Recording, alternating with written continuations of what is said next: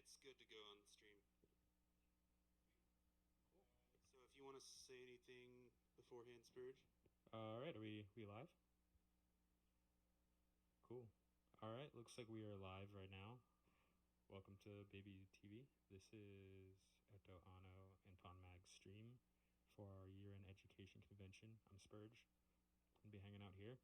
We have Noah Prebish first, and we're going to have a couple people call in to talk about their experience. So, enjoy.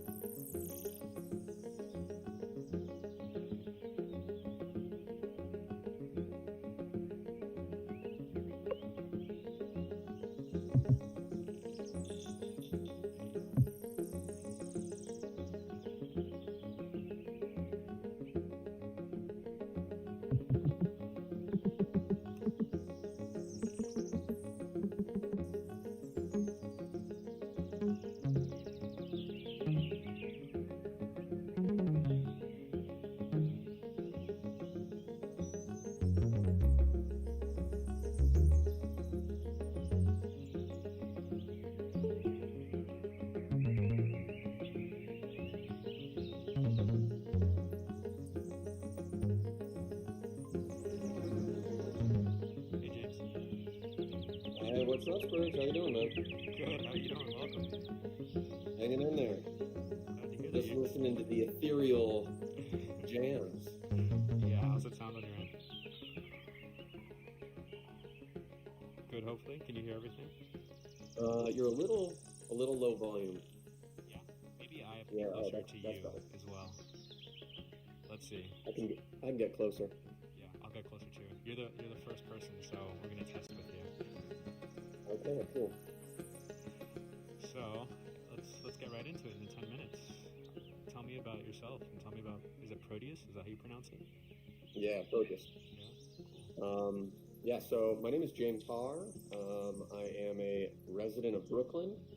I went to New School for a few years, but had to drop out because tuition prices were much too high, and my student debt was just like every year getting higher.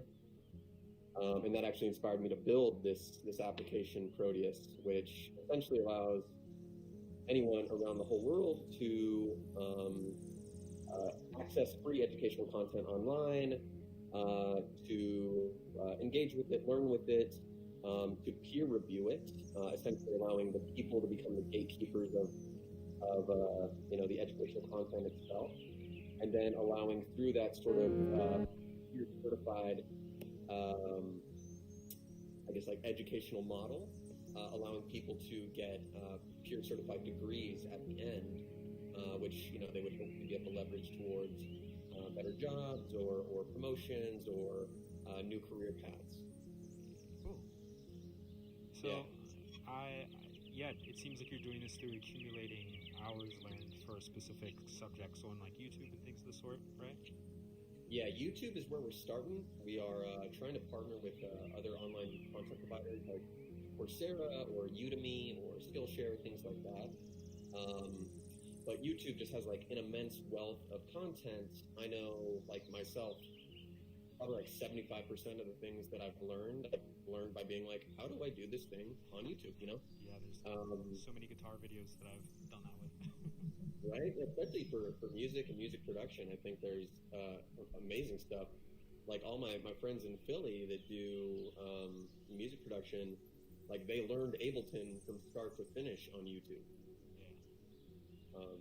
But yeah, like I think that the application of knowledge to real world scenarios is also super powerful. So we're trying to build out another part of this, which is going to allow people to like create project prompts associated to the videos that they watch. So you can be like, oh, I'm learning how to do this and this on Ableton, and then you would have a project to apply what you just learned directly, and then that could be like a part of your portfolio. Oh, cool.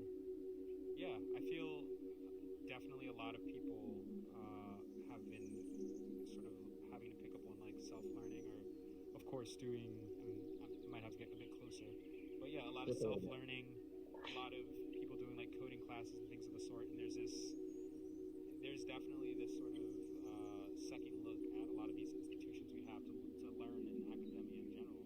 How's kind of been, I guess, how's it been in terms of like, your reach, especially during this year? Have you had more people who are like resonating with it and finding it? Or have you seen any notable differences this year in particular? Well, I mean, we brought up coding, and like the lines there of our users are there for computer programming.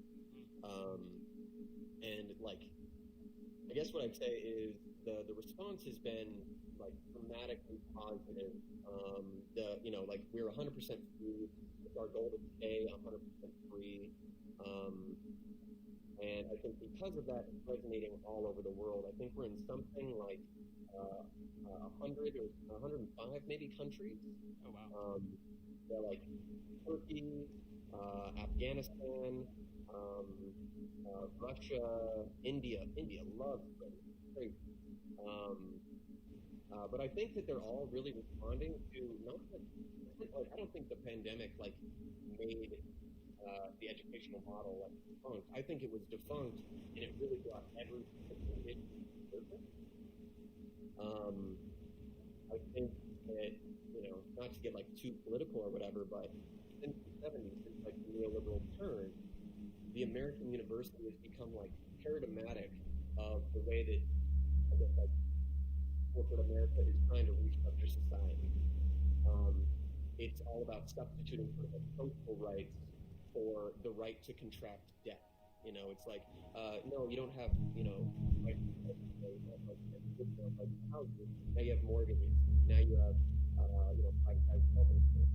Now you have a student loan bubble that's like $1.6 trillion March. It's bigger than consumer credit. Yeah, definitely. I feel like that's, from the conversations I've been having surrounding this,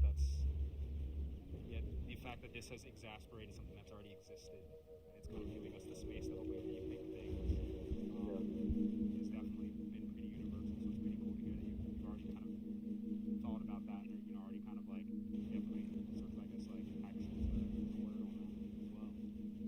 Yeah, I mean, like, I really do believe in like people's ability to make change.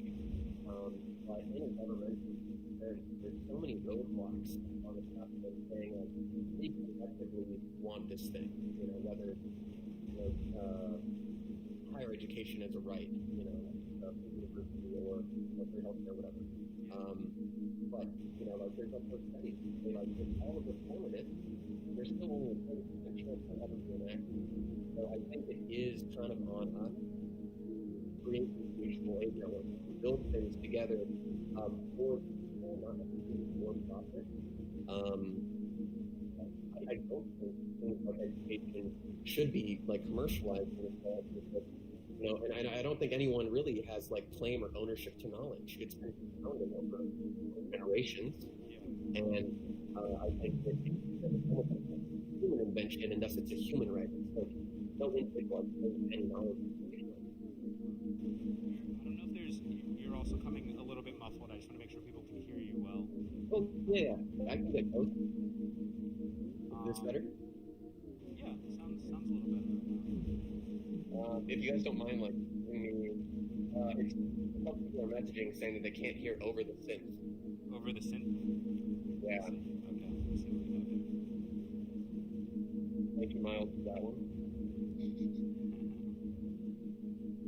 hopefully we'll have, I don't know if you can do any mixing with that. All right, Eric's giving a thumbs up, so hopefully it'll be a bit better on that end. So I guess, what are you feeling hopeful about next year based off of your experience with this year too? Kind of seeing more people on board and hopefully discover sort of your platform, and just in general, they're having a lot more critical conversations around education and what is meaningful and what are we paying for? So what are you looking into next year? What are you hopeful about? Well, I know it's essentially like there's two sides to the coin. Like, yeah, our institutions are in shambles.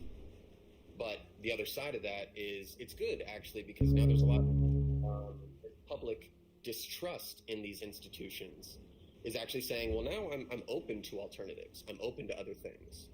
And, like I said it earlier, this shift has been going on since far before the pandemic. Like Google and Facebook and some of these big tech giants, they removed their degree requirements a few years back.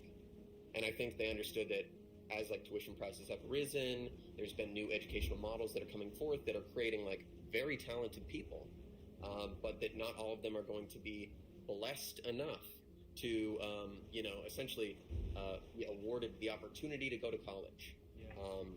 So now that literally we physically cannot go, I think that opens up a space for online education to really be seen as legitimate. And hopefully, like the certification and things that come across with that will be held in more esteem. I think that universities, they're traditionally the gatekeeper. They're like, oh, you got this degree, we're accredited. But when you look into it, accreditation has nothing to do with student outcomes or academic rigor. Like, there's a buttload of universities that are like fundamentally religious, and they make all their instructors, sign like faith pledges. And I have nothing with religion, but when they're signing faith pledges about type of intellectual content that they're giving their students, it's just basically, well, where's the academic rigor? What does it mean to be accredited if the information you're transmitting is really like stifled or muffled or not there altogether? And the main thing is financial stability. That's the main thing that any university is being accredited on. So I guess what I'm really hopeful for is a big opening now in the educational space for people who want to do it a different way, who want to democratize education, now put their foot through the door, and can open other people's eyes to like a new way, a better way, one where they're not a subject, they're a co-creator, they're an owner, they control the educational system they're a part of. And I think that's kind of beautiful. Do you have anything you want to put forth for the discussion overall too? Anything that you're kind of interested in hearing more about? I mean, as like in like the higher education space and the alternatives, obviously, inequality is a big thing for me. So as you guys are going through, I know you have a wealth of speakers. I'd love to hear about other people's experience both in sort of like ed side, but also sort of the educational quality side. I think that much you can say like, oh, poor people, but the like Black people, Latino people, like natives. I know that like programs through the government, but those have been getting shittier and shittier year by year.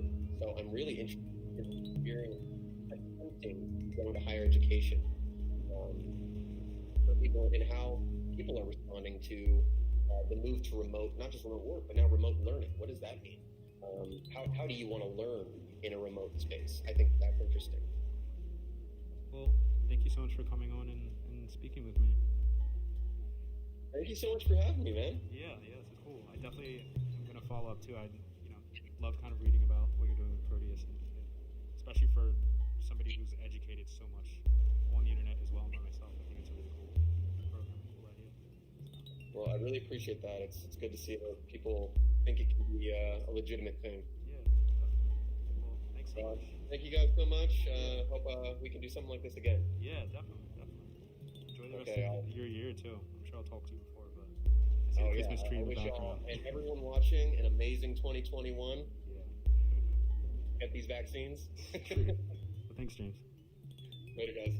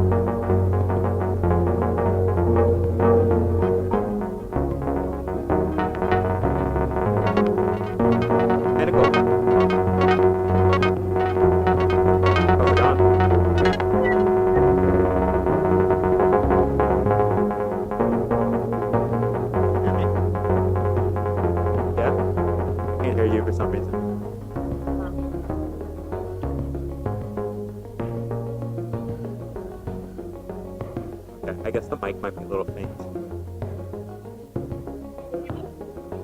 A little bit. Maybe I'll try and get closer to my Oh, yeah, that's a little better. There you go. audio. Yeah. Okay. How's it going? Hey, I'm good. How are you? Good. Thanks for being here. Appreciate it. Of course. Yeah, so just wanted to, I guess, introduce yourself first. Hi, I am Nicole. I teach at PS5 Inwood. I'm currently teaching third grade, but I have taught third and fifth for the past 7 years. Yeah. Cool. So, how has this year been for you so far? In January, when you started, you were teaching in class, correct? Yeah, when in January everything was pretty much normal, run of the mill, and then March when there was kind of rumblings that something was going on. They closed school for 2 weeks, and they said we would be coming back, and then after that they just kept extending it, and then it was over. I've been back since, really. Yeah, and I guess your experience has been that you kind of, you were online, from my understanding, from that point, right? From March until June, I was online. And then in September, I did go back for a little bit for about maybe a month. I was in person. But then they closed my class down because it was too small. Okay. So now I'm back and I breathe. Now I'm remote again. So lots of back and forth. Yeah, fair. How's it been kind of, just teaching online, especially with, because I guess you do a lot of this, you started the school year with them, which is kind of nice. How's it been kind of? Actually, so I switched from 5th grade to 3rd grade when they switched me over. So I started with one group and then they collapsed that group with another class. So now I'm with 3rd graders who I've never met before in person. So it's definitely a different experience because at least in the spring I knew those kids all year. So I had those relationships. So relationship building is pretty hard. Yeah. Through a screen. I can imagine. Yeah. How as good as expected, I suppose. Have you adapted the classes you're teaching or the subjects you're teaching based on being around a computer too? Like, 3rd grade you're usually learning pretty basics, like it's fundamental stuff, of course. So how's that? It's hard. It's a lot of it's like double, triple the prep work when you're trying to kind of do something that you would do in person online. It is fundamental. They basically have to learn to read and multiply in 3rd grade. That's like the big two. And if they already are coming in with gaps from the spring and gaps from before, then it's really hard to kind of anchor those skills because we can do a lesson, but once we log off, we don't know what they're doing at home, right? So they're not sort of like practicing or continuing those skills once they log off the computer for the day. So it's hard for them to kind of retain what you are teaching. Yeah, have you felt, is there, within your student group, I guess, like, does it feel like there's kind of like equity across the board in terms of their learning experience too, if they're all learning from home? Or do you see noticeable differences between different students? Oh yeah, there's definitely some inequities, and you can see like some students are moving houses, or you can see that they're in one environment, they're in a different environment, or they're traveling, or they're their parents are together and they're switching between mom and dad or grandma. So there's no stable sort of like learning setup at home, and sometimes they have difficulty following the schedule.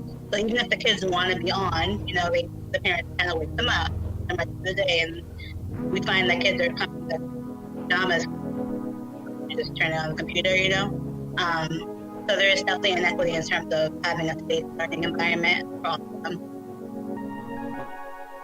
And how have you been managing kind of teaching from home too, specifically with, I know things like Zoom fatigue are obviously real. I'm sure even, just being able to like get out and go outside when you're probably planning as well as teaching. And what have you been able to do to stay sane? It's hard because I feel like you don't really stop working when you're working remotely, because it's like you log off of the Zoom call, but then you have to plan. And that's like that in real life too with teachers. Like, you're never really done planning, but it's especially hard when you're remote because you can log off of your Zoom and then you're doing stuff for hours. and before you know it's 8 o'clock, you've done nothing with the day, you've just been sitting on the screen. So it's really hard to, you kind of have to create that work-life balance, because work in your life is all, and in your home, basically. Yeah. So it's been difficult. Fair. I don't know. I guess I'm curious of also, what are your thoughts on how the city's, like, how has the Department of Education and sort of the city been, maybe helpful or a challenge to this process for you as well? I don't know if you have any thoughts on that. The DOE is a very flawed system. They've always been very flawed. I think the world is kind of seeing how flawed they are, on more of a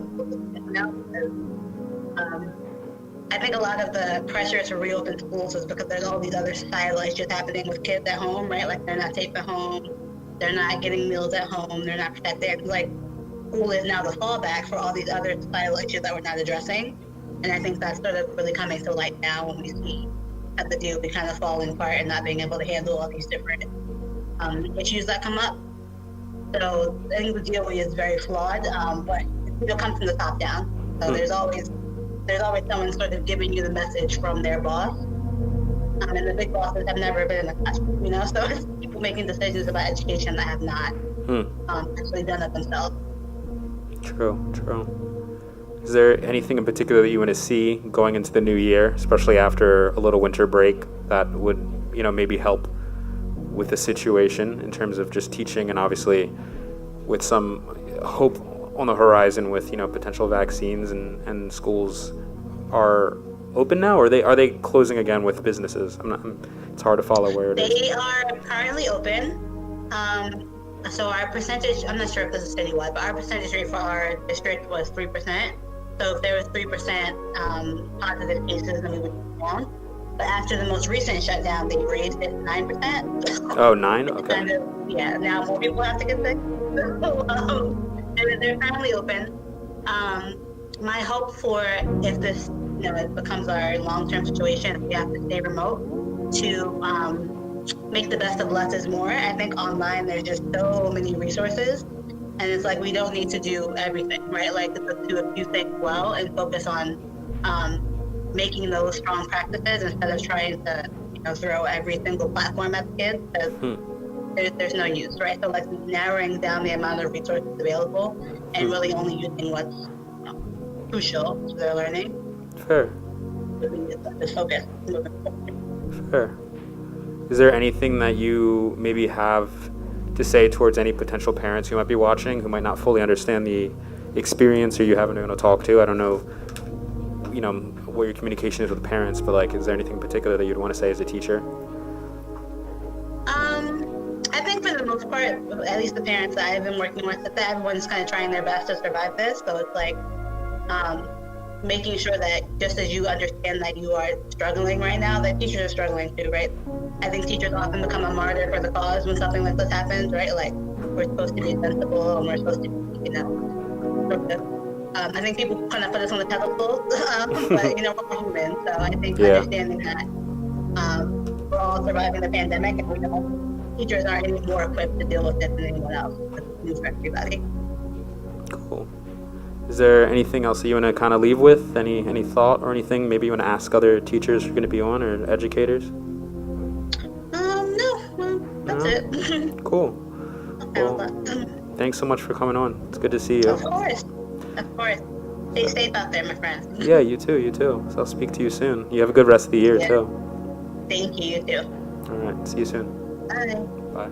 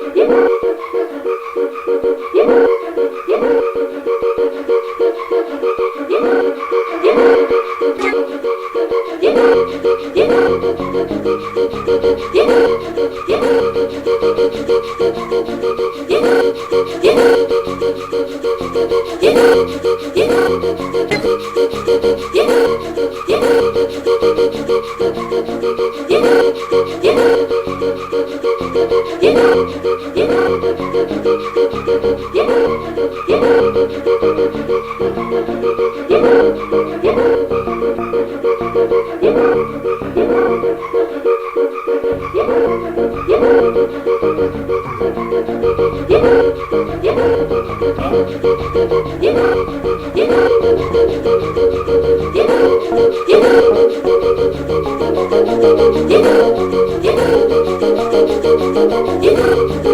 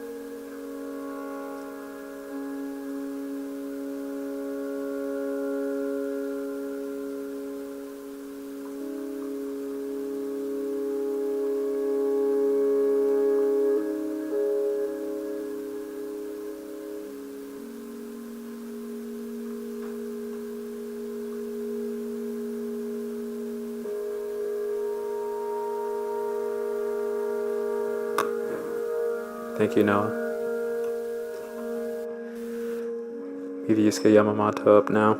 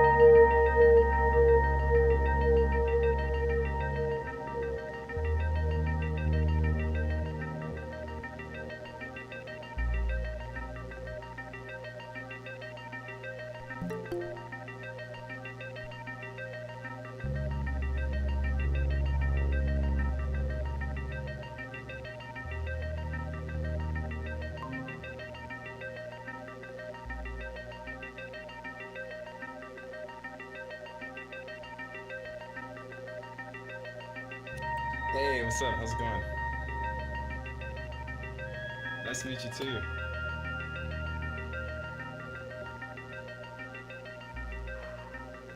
Happy Sunday. Yeah, Make sure you can yes, see me. absolutely. Tired Sunday. Sounding good over there too, by the way. Oh, thank you. Appreciate it. Yeah, we're really, really vibing out right now. Super nice. So, That's dope. That's dope. tell me about yourself since we haven't met officially. Yeah, yeah, for sure. Yeah. Are we on camera? Yeah, Just yeah, figuring we're out fully where on we camera meet. right now. Oh, it's interesting. Yeah. I was just It's figuring just out. it's you and me. It's you and me. Don't worry. Cool. So you worked Yeah. at Pioneer Works, right? Or worked there, or what's kind of your background? Yeah, so I can kind of share a little bit on that. So first off, yeah, my name is Bomani Oseni McClendon. I live here in New York, in Brooklyn, and yeah, I have my background has always been sort of in the engineering space, software and hardware, and more recently over the last year and a half or so, I've been spending a lot of time working in support of the arts and also as a person who is educating with in relation to technology and the arts. And so in general, it's been really interesting, kind of exploring labels and stuff in this time period in this way. But I would probably consider myself to be like a just a craftsperson that happens to work with um, you know software and electronics as my mediums. And I think at this point, typically it's in service of artists or organizations or musicians in the new media domain. Um, and in my teaching practice, software and electronics are also the focus. So currently I teach like physical computing, which is essentially electronic circuitry at Parsons undergrad, design and technology. And I also teach third graders at the moment in Red Hook, Brooklyn, about electronic circuitry and computational thinking through a collaboration with Pioneer Works Art Foundation and Good Shepherd Services. So it's been a really interesting experience having kind of those two age groups Yeah. be a part of the conversation, the experience over the last few months and whatnot. So Yeah, how have things transitioned for you this year teaching these two very separate, I guess, age groups online in particular? I guess you're continuing that route, I'm figuring. Yeah, I think it's been interesting. I think coming into teaching this year, when things hit in March at that time, I was teaching. I was preparing to teach another class with elementary school students, and we totally ran into trouble, trying to adjust our course, which has always been very hands-on. I think circuit making is a very hands-on craft, similar to like weaving or sewing or something, where you're really working with like close and fine details. And, in order to support students, it's typically the case that you're kind of there helping fold things and cut things and so on and so forth. And so, a lot of the early part of this year was kind of devoted to thinking about how we could transition. Me and my teaching partner, Netta Bomani, who I teach the elementary school students with, we spent a lot of time just trying to think about how we can redesign our program to to be able to kind of get to some of the topics that we wanted to cover, while not really having the ability to get materials to folks, or to really even speak about, hands-on physical activities using these very specialized tools or components. So yeah, that was a big part of the process. And I think this fall, teaching online, with undergrads in addition to the elementary school students has also been really interesting. And I think, it's it's interesting because it's like you always know teaching that the emotional support aspect is critical, but I think it's been super duper critical in these last few months because yeah, people are really going through it. So it's just the idea of basically trying to figure out how you can hold space and create learning environments that are going to acknowledge, the types of traumatic experiences that folks have been processing, but are especially processing, I think, in this pandemic period has been a real learning experience for me as well. So. Yeah. You kind of being like I guess a younger educator in general too, how are you sort of articulating this experience to maybe your peers, not just in education, but within more creative spaces as well? How have the conversations been around that? Do you feel like a lot of people within our general age group are pretty attuned towards this challenge and sort of the pertinence of it right now? Yeah, I mean, I think so. I think everyone is experiencing versions of this conversation in any community I think that they're a part of. I think for me, like, an angle that has actually kind of been helpful in conversations with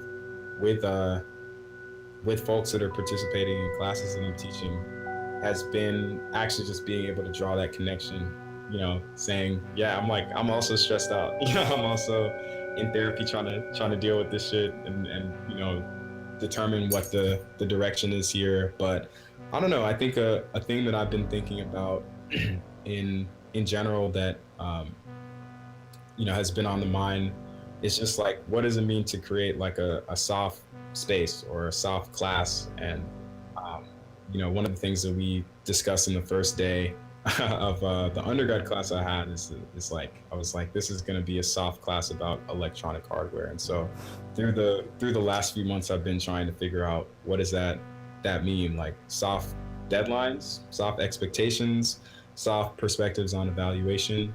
And I think that sort of like softness and, flexibility, this willingness to avoid some of the more like rigid aspects of what we would typically expect in academic institutions or in, any learning space, especially ones that are associated with technology or, software related, electronics related stuff, engineering related stuff has been important. So yeah, I feel like that has been kind of a conversation that I've been able to draw a lot from my friends on, regardless of whether they're, engaged in teaching. Is just like, how do you loosen things so that people don't feel more stressed than they need to about what's going on in the space. So. Fair. Do you feel, especially since you're in two very different programs, from PioneerWorks and also Parsons, are you feeling like there's a good amount of support on both ends? Are you finding that you've been able to get support from maybe these institutions through this? Mm-hmm. Yeah, I feel like there has been positive, really great support. Speaking first to the PioneerWorks side, like we work with a person named Tiffany Harris there, who is the director of essentially educational programs, especially those that work in partnership with other schools and entities outside of PioneerWorks itself. And over the last coming up on now 2 years of working with her, she's been an incredible source for support in terms of just allowing us to have the freedom that we need to really design the classes and change patterns. This period we've explored packaging materials and giving them out to students, doing materials less lessons, I guess is the way to phrase that. So yeah, there's so much flexibility and support, I think, through that. And I think that Parsons, which I'm newer to working with them, it's also been positive. Like the folks in the design and technology undergrad department are great. Some incredible professors there that have been really supportive. So yeah, it's just cool. It's interesting because I think especially in this domain of creative technology, everybody's just also just trying to figure out what to do, how to teach the stuff. Like how do you debug a circuit over over Zoom? Yeah. How do you explain these topics in a way that feels so abstract over the internet. So it's kind of an interesting like collective thinking process that we've all been on embarking on. Fair. And I guess lastly, are there any particular tools that are like free or accessible for anybody that would want to learn more about kind of creative technologies, or is there anything that you found that's been helpful for kind of translating some of what would be hands-on in this soft environment? Mm-hmm. Yeah, that's been a really critical challenge for us, especially. You know, many of the students that I teach don't live in the United States. Many are in China or India.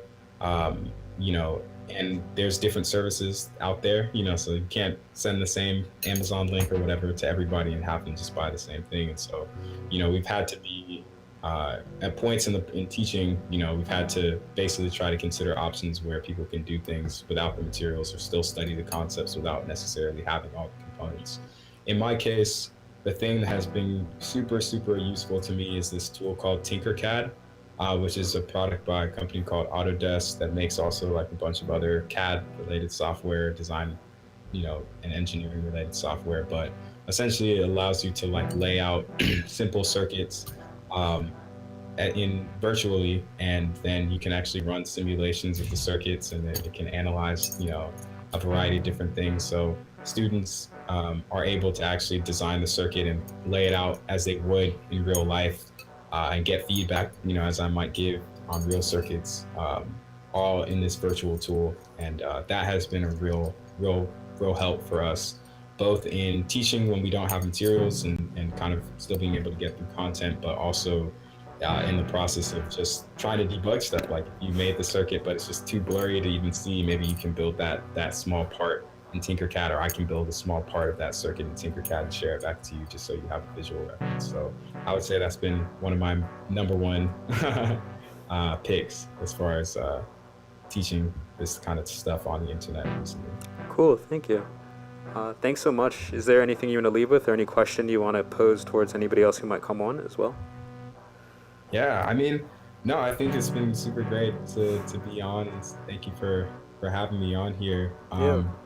I think, yeah, I mean, a general question that I'm excited to keep listening to hear about is just how folks are kind of approaching the emotional regulation aspect of teaching during this period, and, you know, how people are navigating that. I think in my case, some of the hardest discussions have been with, you know, folks in classes that I've had that are dealing with, you know, issues of substance abuse or depression or anxiety on top of all of this, and just understanding what role as an educator you can play in those conversations, how, you know, potentially your positioning in the academic environment influences the types of conversations you can have, and how we kind of challenge those, you know, dynamics or hierarchies is something that I'm really interested in studying about and trying to learn about and bring into more of my teaching practice as well. So maybe just an open question for the other folks. All right, I'll have it in mind. Well, thanks so much. Sweet. Great to meet you virtually. Thanks a lot. See you in real life. To meet virtually. Cool. And thanks so Take much. Take care, y'all. Yeah, see ya. Peace.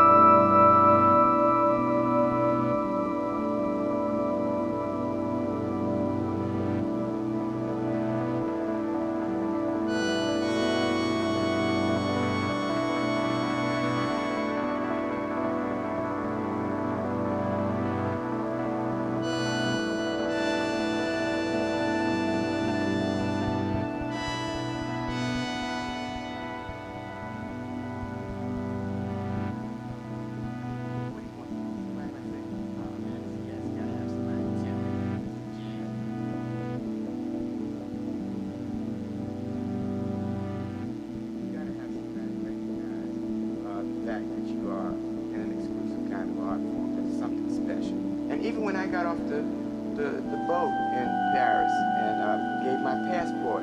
The guy was stamping passports, you know, and he opened mine and looked down, and the first thing he said was, jazz musician, artiste. You know, it made me feel good, man. You know, I felt, I mean, what do you want? Somebody might say, oh man, this cat's gotta have somebody telling him he's a jazz, you know, he's an artist. Yeah, you gotta have somebody sometime to tell you that you're an artist. You gotta have somebody recognize the fact that you are in an exclusive kind of art form. There's something special. And even when I got off the boat in Paris and gave my passport, the guy was stamping passports, you know, and he opened mine and looked down, and the first thing he said was, jazz musician, artiste, you know. You know, it made me feel good, man. You know, I felt, I mean, what do you want? Somebody might say, oh man, this cat's gotta have somebody telling him he's a jazz, you know, he's an artist. Yeah, you gotta have somebody sometime to tell you that you're an artist.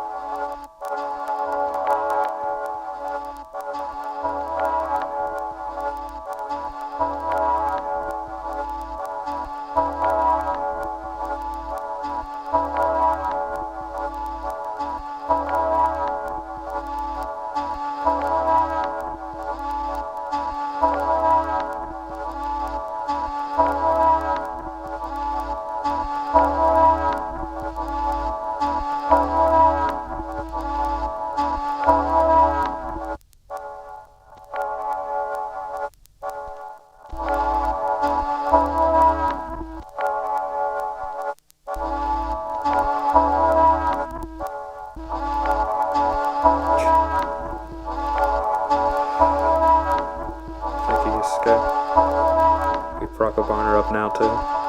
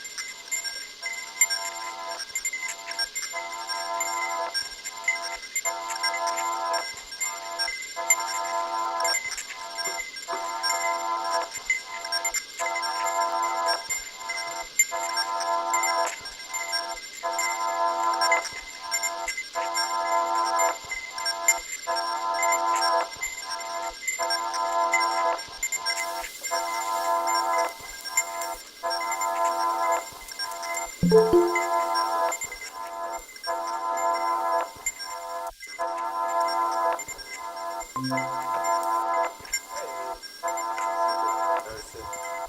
you are. Whoa. I don't know what's going on there. Yo. Kind of Can you hear me? shooting blindly with this Google Meet. But I'm glad to have you. Thank you for being here, Dexter. Yo, glad to be here. Glad to be here. So we on? We doing it? Yeah, you're on now. This is it. Amazing. Amazing. Yeah, yo, thanks for having me. And yo, shout out to the musicians, seriously. Absolutely, yeah. Like I said, I love everything you've been putting on your Instagram and also your threads on Twitter as well. Kind of like going down like just beats that you like and kind of the way you dissect it. It's really nice. Thank you.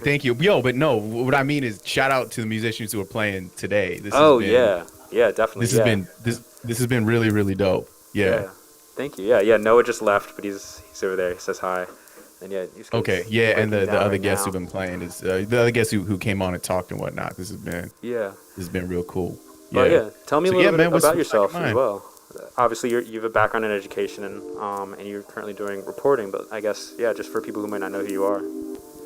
Sure, yeah. So, what's going on? My name is Dexter Thomas. I'm at DexDigi on whatever social media platform you may prefer.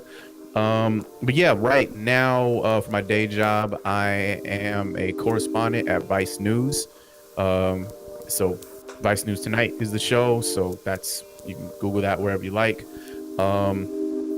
it on Vice TV, on the cable channel. You can see it on YouTube, Instagram, whatever. But yeah, so I cover a lot of different things. But before, and just to back up, so I've been a correspondent of Vice News for just over 4 years now. Before that, I was at the LA Times for just about a year, and everything prior to that has been strictly education. And so that's been it. And so, I mean, when I was in middle school, I was in high school, I was tutoring people. Didn't start making money off of it until I went to college. But I've been doing SAT tutoring, just after school tutoring and stuff like that.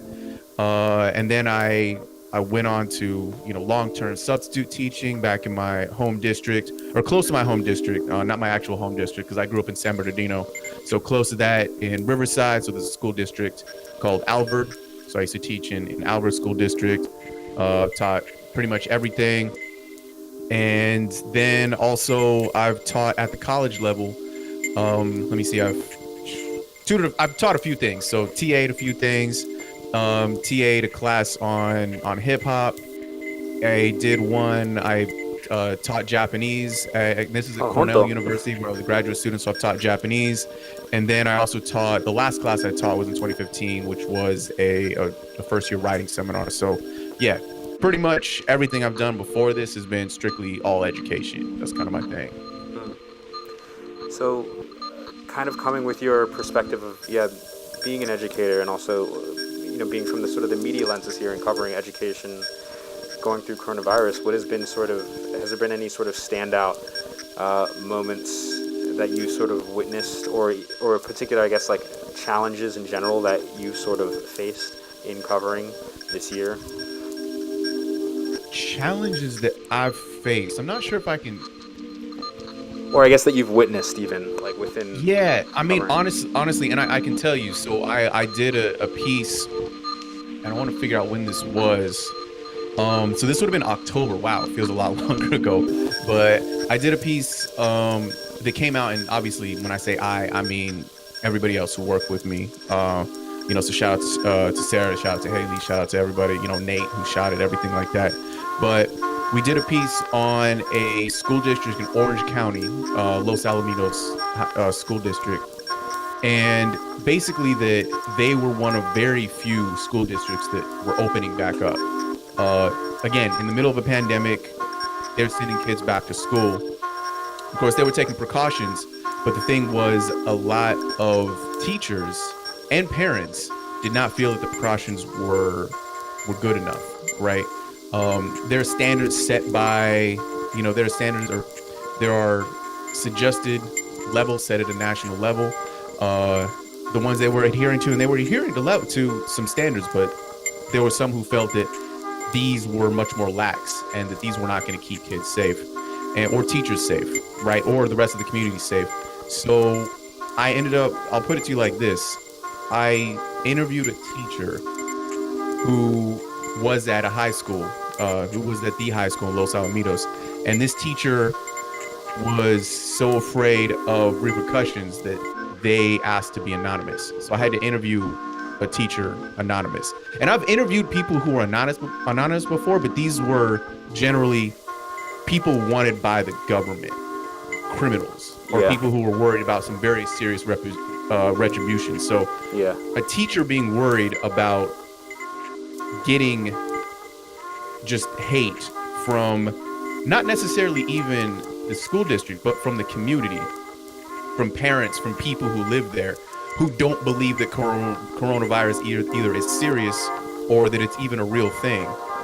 That was very unusual, I would say. I haven't experienced anything like that.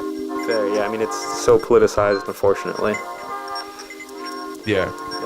How do you think the relationship between sort of, obviously, like, school boards and communities and media has been with covering this? Even like you, like, I'm sure your process for reaching out to people to, you know, try and interview them and talk to them is obviously different being in the pandemic, so it's less likely that we can physically engage with people. Have you found that to be different or challenging? Yeah, I mean, the thing is, I think it depends on the area. I think a lot of people, for example, assume that California is this just liberal enclave, right? Which in some areas it is. Other areas, for example, Orange County, it's not. Orange County is very much a red area. And I'll put it to you like this. The easiest way to understand it is that the amount of American flags, and particularly the amount of Trump flags, is inversely proportional to the amount of masks that you will see in any given community.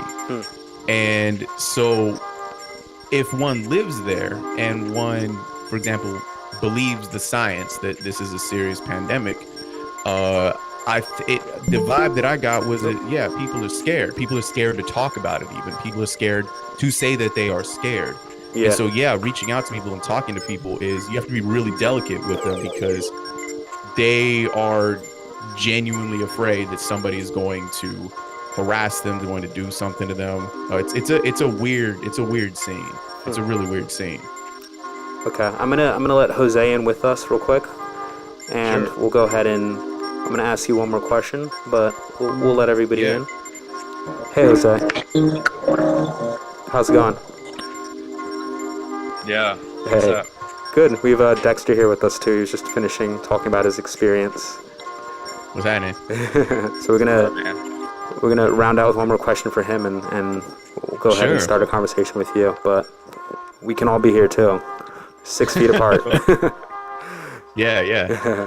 But thank you so much, Dexter, for being here. And I guess finally, I'm curious of your thoughts on, I guess, just like media's presentation about this, with it being so politicized. Is there a good way to kind of like get information that you feel is helpful towards, I guess, people's safety in general, in terms of how maybe it's being disintegrated or how people are sort of reacting to just any presentation of what's occurring? I mean, it's difficult, right? Because, I mean, the easy answer is just watch the stuff that we're making. I think it's pretty good. True. Watch Vice. I feel like if I didn't feel like it's trustworthy, I would have bounced a long time ago. But honestly, anybody who's watching this, right, they don't need to be convinced. I don't think, right? Anybody who's in this stream right now, they don't need to be convinced. What I would say, to put it quickly, is that I think what might be helpful right now would be to start looking in the longer term, and to start, I mean, this is going to mean you can be reading some deeper articles, you can be reading some books and things like that, and start thinking about sort of the knock-on effects. Because I think one of the big effects that nobody's really thinking about right now, that most people aren't thinking about right now, is that I think we're all sort of thinking about kids, young kids, right? Which is absolutely important. I've been thinking for some time that the university system was already kind of just on a really bad collision course. And what's happening now is you're having a bunch of kids who are staying home, college kids, right? We're talking about debt forgiveness and all that sort of thing, which, we can't even get into that. But just to say that I think the higher education system, particularly the humanities, were already in kind of danger. And I think what's going to happen is, because people are staying home already, there are going to be a lot of departments who are going to say, wait a second, we've been defunding the English department, defunding the media studies department, defunding, the literature department, defunding the arts department. We can just keep doing that because they're getting used to that. And they can funnel money to other things, for example, administration.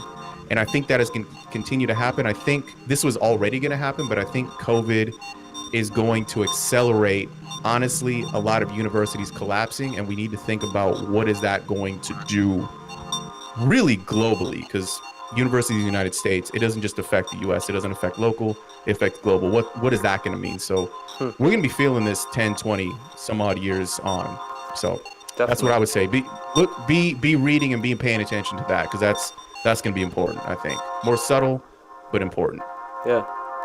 Well, thank you so much for giving us some of your time on your Sunday. Absolutely. Thanks for having me in. Great event. Appreciate you. Of course. All right. Thank you so much. Talk soon. Yep, I'll jump. All right. Hey, Jose. What's up, Serge? How you doing? Good. How are you doing? Where are you at right now? I'm good. That was super insightful. I was just in a recording session that just finished up. Oh, nice. So I'm going to be checking out the rest of the stream. How's it been going? It's been really lovely. It's been so nice so far. Yeah, everybody physically is vibing. Seems everybody on the internet is vibing, hopefully. Beautiful. So it's been good. So tell me a bit about yourself. I obviously have a good sense, but for anybody that else is on here with us. My name's Jose. I'm a pianist and a producer that's living in Ridgewood, Queens right now. I'm a touring musician. I play in a few different bands. Did a bunch of local gigs in the city, and I teach. That's like how I make most of my income. Was I was teaching piano students and some voice students too. Oh, nice. Yeah, it's cool. And I had like a few production students, and then just like doing odd jobs and whatnot. But most of my income was from teaching. That was kind of fair, yeah. How I was.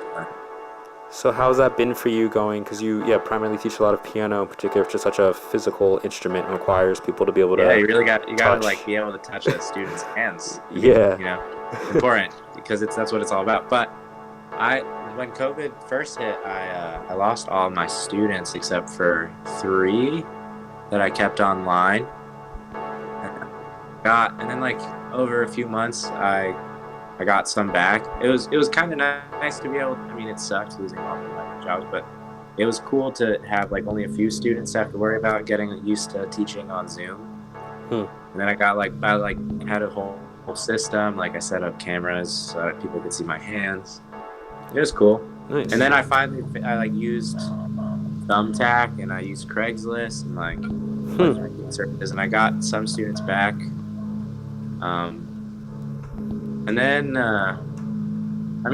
it was kind of just steady for a while. It was just enough. It was just like barely enough. But now I have a few more because I guess like school started back up for a second, and people like usually in the fall always try to like get into something new. But it's been tough, man. It's been kind of like a trip because you can't really teach someone like music fully. I was going to say, how have you been dealing with sound? Obviously, even that, like, a piano is such a specific instrument where, like, hearing the sound and having that relationship to the vibration is also part of it. It's, for one, I can't play with them, We can't, like, improvise together, and they can't necessarily see me play. Because, sometimes I play for them, but I'm trying, because I can't play with them, I'm trying to make sure that they're playing as much as possible in the lessons. And sometimes there's like lags and stuff, and like the Wi-Fi gets disconnected, you lose time.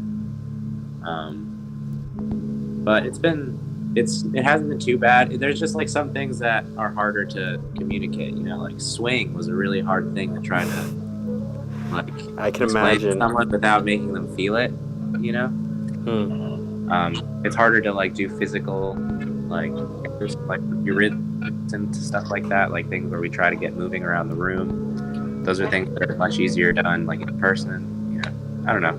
It's been manageable, and I'm lucky that I've been able to find more students. And I found some in my neighborhood too. I like put up a bunch of posters, and just like found students, and it was nice. So yeah, I'm like good now, but for a while it was rough. Yeah. I guess also in that, are there any particular positives, kind of in that same vein, that I know I take guitar and voice lessons, and they've also been over the internet for the past couple months. Is there anything where you're kind of like, this makes sense or this could work in general? Are you teaching any students not in New York? In an interesting way, it's more weird for me than it is for my students, because they're mostly young. So they adapt pretty fast to it. They're just like, oh, this is just the way it is. And I've been pretty amazed. Like, they're all super creative. So they come up with like we play games, and like they come up with their own songs sometimes. They're like excited to show them to me. And it's cool. And I also, like, because of everything I kind of got into recording. I like how to use like GarageBand and stuff, like using the sharing the screen function. And we got into like more creative things. We listened to a lot of music together on YouTube. That's fun. It's not entirely bad. Yeah. I see them every week, so it's still a good relationship. Do you see any I'm sorry? There's lots of positives. Yeah, I was gonna say on that. Do you see any effect, or do you feel like is there an emotional relationship too with especially these younger students in getting to express themselves under this? Like, do you feel like if you've had a couple students maybe across this year where you're like, outside of the actual musical learning, there's other aspects that you've noticed? Yeah, definitely. I have this one student. He's been showing me all of his books that he's been writing. Oh. You know, which is pretty cool. He's like 8. He's just writing a bunch of books. Oh. So sometimes at the end of the lesson, he'll just like show me a new chapter, and I'll just like read it. It's cool. That's so and he's interesting because we met over Zoom. Like, I've never actually met him. But he's one of my best students right now. You know, kind of killing it. Shout out to him. Yeah. But it was, you know, that was interesting. But we have been able to establish an connection. I thought that it would be impossible. We did. We managed to. It's cool. So that's a huge positive. You know, I think there's a lot of. I'm very lucky. I'm very, very fortunate to be able to do this remotely. You know, and I also picked up some other work. So, but I'm very fortunate to be able to do this. Nice. But it is hard. I wish that I could. I miss playing with my playing piano. It's fun. That was the best part of it. Yeah, I can imagine. Nice. But yeah, I don't know. Yeah, that's what teaching's been like. Yeah, I appreciate it. Yeah, do you have any other questions or anything that you want to kind of postulate for even anybody else? Is there anything that you're curious about learning more about or hearing? What are some of the other speeches that are going to get given later? You said what are they what are the other teachers? Yeah, who are the other speakers? Yeah. I mean, we have a variety. We have Daphne, who actually teaches me and Noah voice. She's gonna speak later, and she also similarly, she teaches new school in MIU, but she also does private voice lessons, and I think you all have very similar experiences. And yeah, kind of just I'm excited. Various sort of perspectives. Which is nice. I also didn't. Mika's setting up right now. She's about to play with her band, so I thought. Mika. Yeah. She's right there. You gonna come say hi? I'm gonna tune in. I'm gonna be here. Be just wrapped up. I'm just gonna be wrapping cables. Yeah. What's up? I recognize your voice. How you been? I've been good. Good. Been teaching a lot. You taught me. Yeah, I taught you. Taught my skills. It's been fun. Hey. Well, I'm excited to be tuning in. Yeah, to man. the rest of the show. Yeah, thanks for checking in with us. Dude, thank you. Thanks for having me. Yeah, I hope to see you soon. Thanks for letting me contribute my small piece. You know. I've also loved the music you've been putting out this year too. Thank you. Yeah. Wait until next year. I'm putting out a salsa record. Ooh, I want to hear that. It's gonna be crazy. Well, thanks so much, dude. All right, thank you, Spurge. Thanks for putting this on. Of course, of course. Have a good rest of the Peace, year man. if I don't see you. You too. All right, see ya.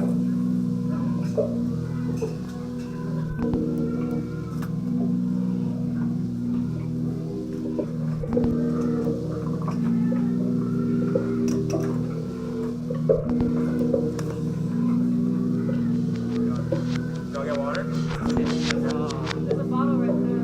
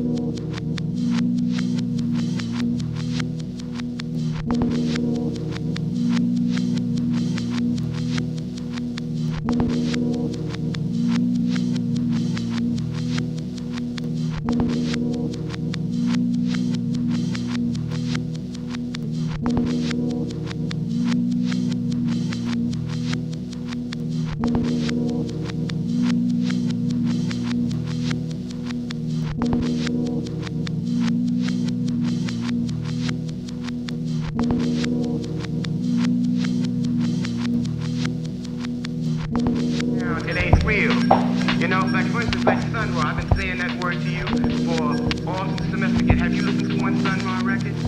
You have. Do you like his music? It's kind of far out. I'm hip. But do you think it's worthwhile listening to? Because I told you to, and I know about what I'm talking about. I saw Sun Ra last Saturday night in New York, and his band played for a long time, and they played really good music and everything. But why does he have to walk out with capes on and pretend to be Sabbath? The same reason that they blow smoke up. And the only thing about Sun Ra is he's been wearing those blue capes and playing it for 57. That's what I've been trying to tell all of you, man. He's the master of it and the personifier of all that crap you listen to. He was playing, but when he'd walk out, like, they have a big setup, and you get a lot of musicians, and they're playing good rhythms, and you come walk out, like walk up and down in front of everybody, like smiling, like he's or something like that.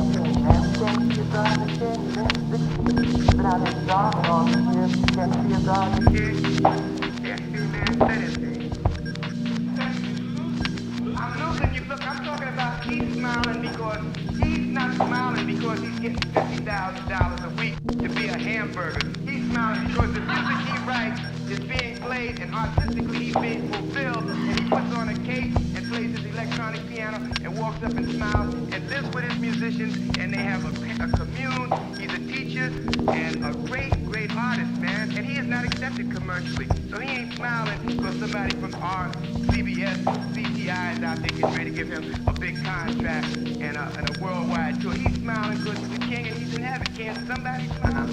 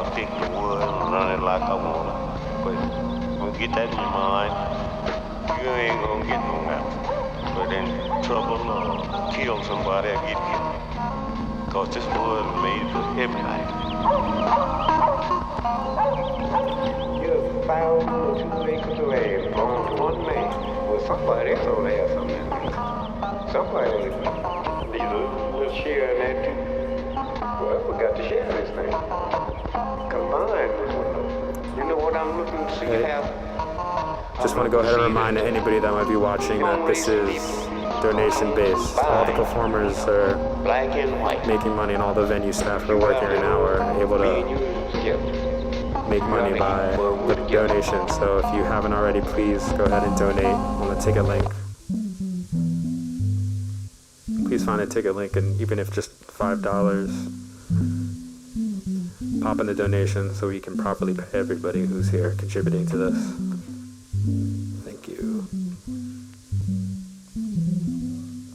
And again, this is Barack Obama.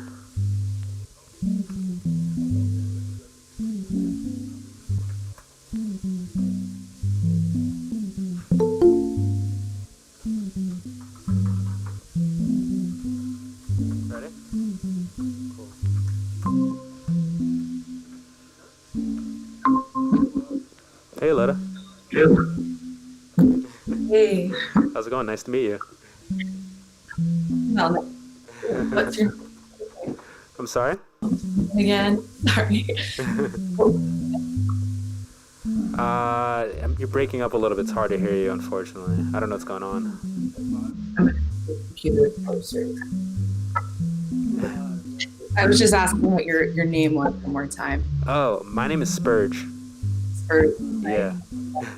It's a unique one. I love it. Great. Yeah, nice to meet you. How are you doing? Good so far. We've Barack Obama in the background there playing.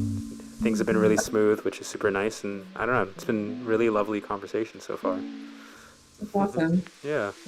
So do you want to tell me about yourself a little bit? It seems you're a teacher, obviously.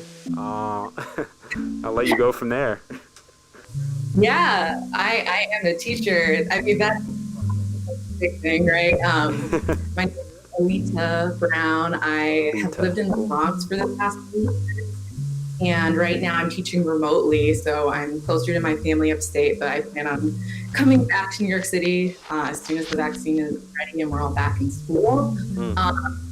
My background is in the arts, so I grew up as a dancer and a classical singer, and I started playing jazz and studying music in college, and then eventually decided that I wanted to go into production. So I did that for a few years, and after 2.5 years of like craziness in New York City, I decided that I wanted to become an educator full time. So right now I am teaching high school ENL, which stands for English as a New Language, previously ESL, but I teach that, and then I also teach an arts elective, which is awesome. So yeah, I love it. It's great.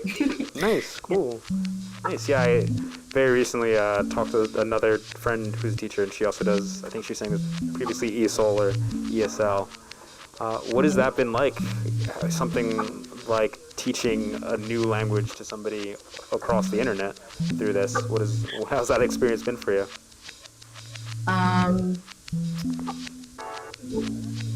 So with learning anything on the internet, there is that you're using to teach. So previously I may have relied more on modeling. I'm very much of the philosophy that you learn by doing, right? There's a different type of feedback that you get now teaching online. And so becoming familiar with that is definitely a learning curve. It's a challenge, right? And I don't think anyone was really prepared stepping in just how different it would be. But what I'm also learning is that when you accept that difference, then you start making changes in teaching, and it can really impact the students in a way that you may not have ever expected. It is a challenge, though. It's a huge challenge, and like there are so many students who do not have technology, do not have needs are not being met. So the role of the teacher this year and every year, but especially this year, is almost like doubling as a social worker, right? So that's how it's going. Yeah, but that's quite intense. Yeah. What are your class sizes? I'm curious. So they vary. I teach standalone ESL at smaller classes. It's a 12 ratio, which makes 12 students per person. And then the elective class that I teach, that is a graded class. It has over 35 students enrolled. I'm not going to say that they all show up every day. I teach around 12 every day. So the class sizes range. And that definitely affects my experience. Yeah, I was gonna. So, what is the general number that you get of students who are able to constantly attend versus those who might kind of be in and out, and sort of that experience too? Okay, so this to the larger conversation, I think like the answer to that question, the larger conversation about ability, not only with technology but with language. Yeah. I'm a teacher, so I have to mention that. And so most of the students we see are English speakers, and or they have tested at a level where really navigate online platforms and interfaces that are so you kind of exclude, unfortunately, a whole category of trouble because of the barrier right there. And so it's quite becoming confident. I would say that they have a comfort in technology. And it's usually, like I said, around 20 minutes a day for me. But I would also say that my class, especially the I teach a mindfulness class, that is mostly based around emotional skills. I just really enjoy that, so I think that they might be motivated to go. Could you, sorry, I couldn't hear that. Could you repeat that? You said it's based around what? Social and emotional learning skills, so okay. SEL. There are a lot of acronyms in education. But SEL is a big one.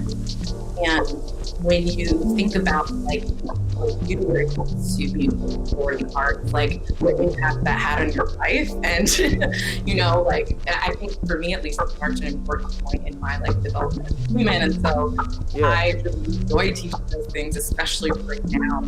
We're really falling back on music and the community around the art for them. Yeah. How do you, I guess, within your, you know, your larger community or your within your friends or peers too, like, do you feel like there is a bit more of a sense of pertinence around that? About like, of course, education is something that is there, and particularly for people who are maybe, you know, kind of younger adults like us, we don't always think about education, despite the positive impact it's had on a lot of us to allow us to be here. How have you felt with the larger conversation around that and sort of the focus and attention on that?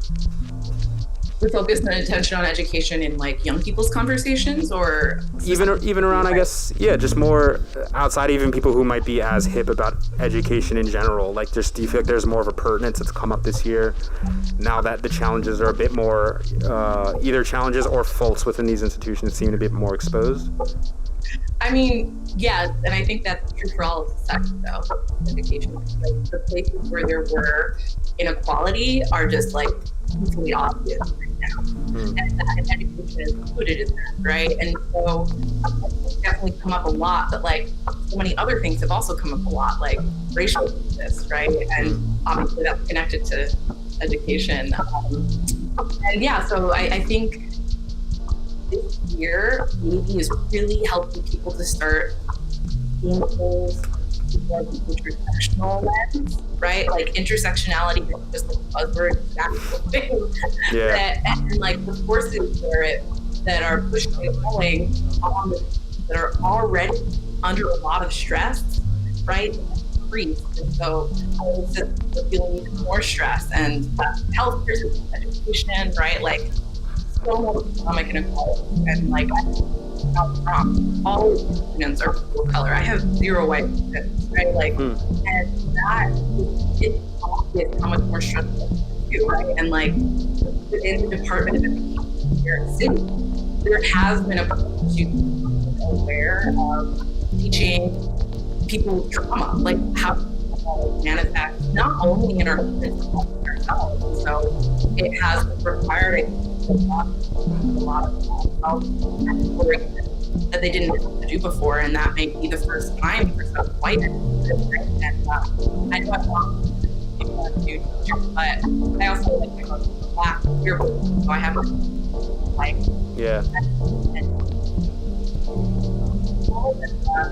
I'm glad there's more of a space for like my voice in education. Yeah, how are you managing yourself? Do you feel like you're pretty supported by like your school? Do you have like a community?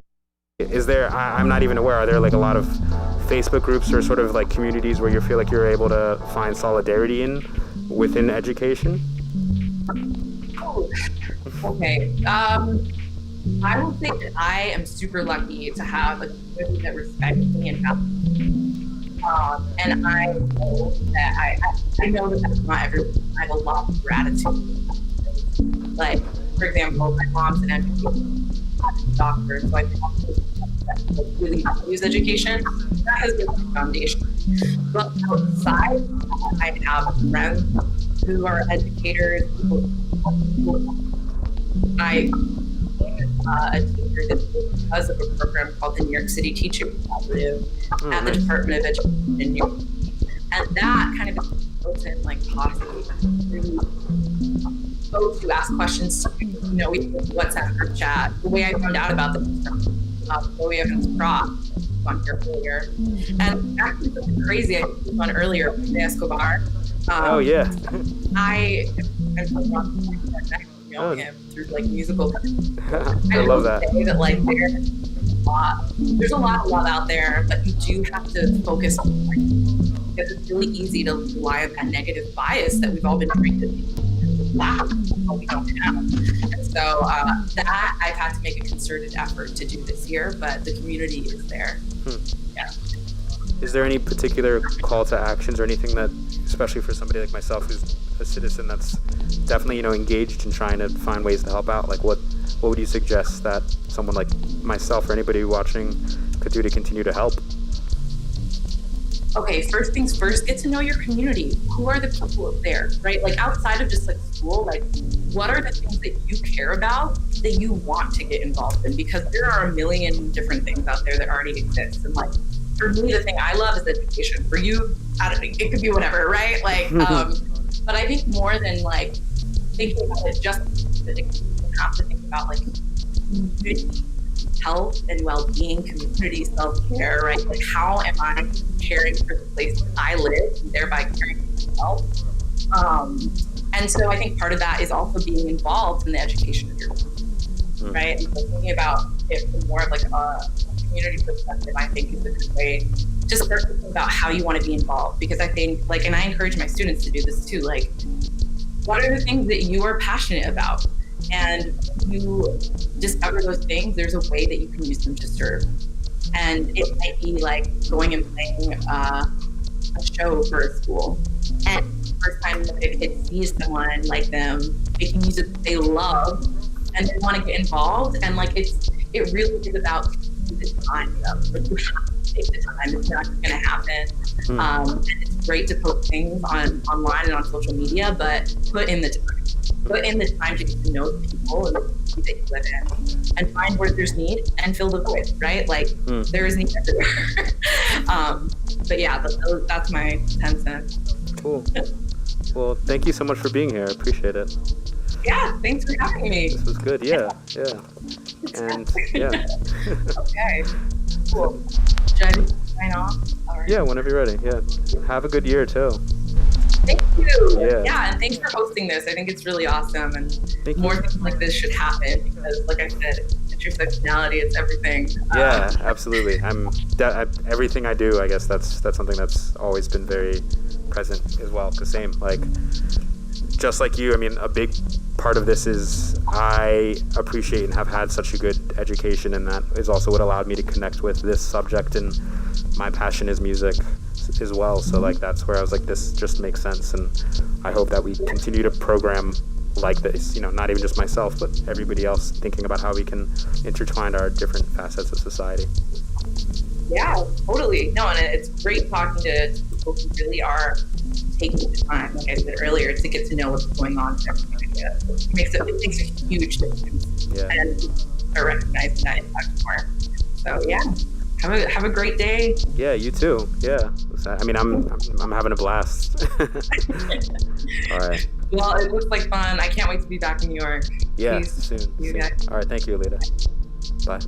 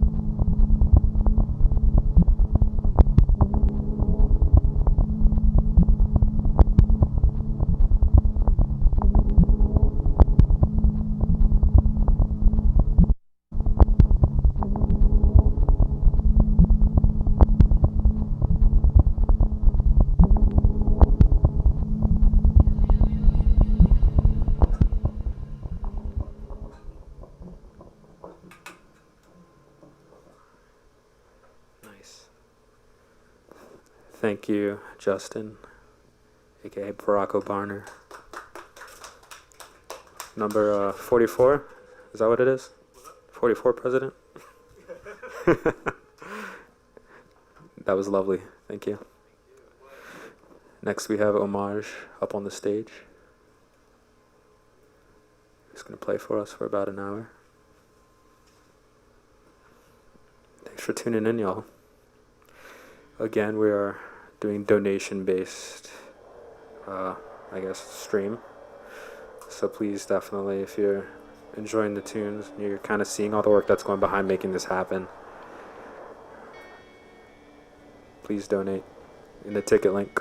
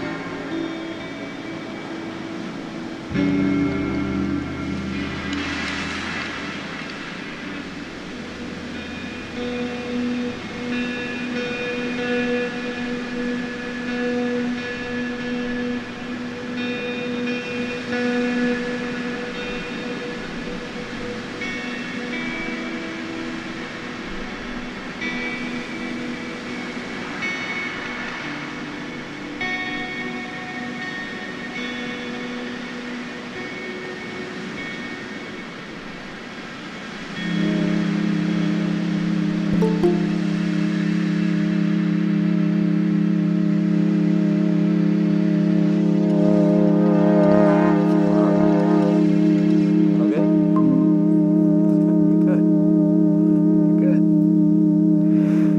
Libby. How's it going? Hey, how you doing? Good. Welcome. Welcome. Thank you. The music is beautiful. Thank you. Thank you for being here. Yeah. Where are you right now? I am in Ridgewood. Okay, nice. Nice. Yeah. Nice. So not too far. Yeah, I was outside. I got like really beautiful sunset. Oh, yeah, I guess that's happening. We're in this dark room, so I've Just happened, yeah. no sense of time. But it's been nice. So tell me about yourself a little bit. What's your background? Sure. So my name is Libby, and I am a teaching artist. So I work in different public schools in the city, and I like push into classrooms and teach poetry. Oh, cool. So that's my background, and yeah, right now I'm working in elementary school and one in Astoria, and then I'm working in a high school in the Bronx. Oh, wow. Yeah, but everything's virtual. I was going to ask, are you having to physically go to all of those places? No, I used to. So I used to be in a different school like every day of the week. And 2 of them were up in the Bronx, and 3 of them were in Queens. I was always traveling to like a different neighborhood. But now I sit in this chair and I teach from here. Looks very comfy. I guess that is a positive to an extent, if one of few, would you say? Yeah. I actually, my roommate recently moved out, so I converted his old bedroom into my office. Nice. So yeah, so I'm just here kind of the things with COVID have shifted a lot. Like that I was using, like this went virtual. There was a lot for the students to like process about everything that they're experiencing, and during March and April, it was just like using poetry as a way to really process some of that like raw stock from transitioning. And I have actually like a little clip of some of the students' poetry that I thought I could share. Like it's oh yeah. I hope you'll be able to hear it. But it was like a little what we call a community poem, so it's like stringing together a bunch of their voices. Oh, cool. Yeah, so we did a poem called a shout out poem where they're just kind of like shouting out different people that they want to give recognition to, and maybe people who haven't gotten that recognition and have been undervalued. So let me see if you can hear this. I'll just try to play like a little, like 30-second piece for you. Great, please. That'd be wonderful. Yeah, this was from like April or right around the high quarantine times. So yeah, here's a little clip.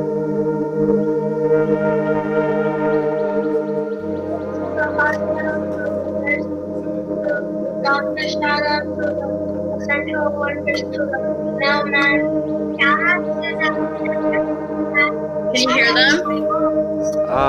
It's a little bit hard in the venue, but I think it's mixed a bit better in the actual stream. Music, but they're saying things like, he says, shout out to, shout out to the hospitals, nurses, the doctors. Oh, nice. Essential workers, to the mailmen. Then he says, shout out to my mom who still works during the pandemic because she's a caregiver. Oh, that's so sweet. Shout out to my aunt who works in the hospital in Ecuador. To the people who are driving the city buses, shout out to you. So in the very beginning, we just kind of pivoted to start using poetry. Like, wow. So yeah, that was that was that. And Yeah, and it sounds like they're a little bit younger. What is the general age group that you're teaching too? yeah, so those kids were in third grade. Oh, So I have elementary students, and then I have high school students too. Yeah. And yeah, the elementary school students were also just kind of like processing a lot of questions around like, are we gonna see our friends again? Like, are things gonna get better this year? A lot of those teams were coming out in their poems too. Like, we were doing some poems about things that we wish for, things that we wonder, and just kind of like alchemize some of that uncertainty into like works of art. yeah. Wow, it's amazing. Have you found, on top of the uncertainty, also I guess the amount of introspection that people have had, where a lot of people have time alone? Have you found that people are similarly, like, do you feel from your previous years of teaching, is the work changing in that sort of direction as well? Yeah, maybe more for the high school students. Like for the elementary school students, like now that I'm getting back to work now, I was kind of like a little bit delayed so I just kind of started to get residencies again. Okay. But the younger kids, they seem a little bit more just like agitated and restless. So with them, I'm trying to do just a lot more like physical stuff. We're starting our workshop, just like shaking things out, stretching things, breathing. The older students can do that too, because everybody makes sure that we're like in our bodies when we're staring at the computer all day. But with the older students, I think I have noticed like more introspection.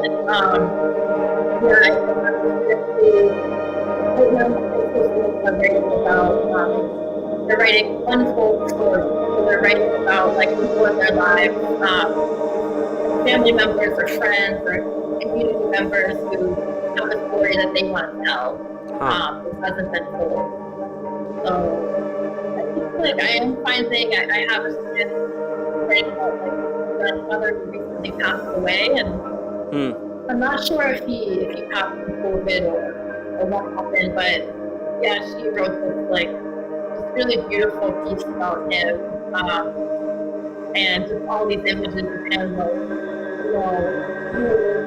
statues in his room and drinking a beer on the couch.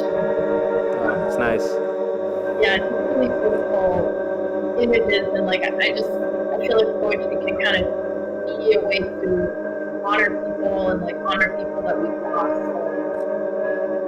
So it's an important time. Yeah.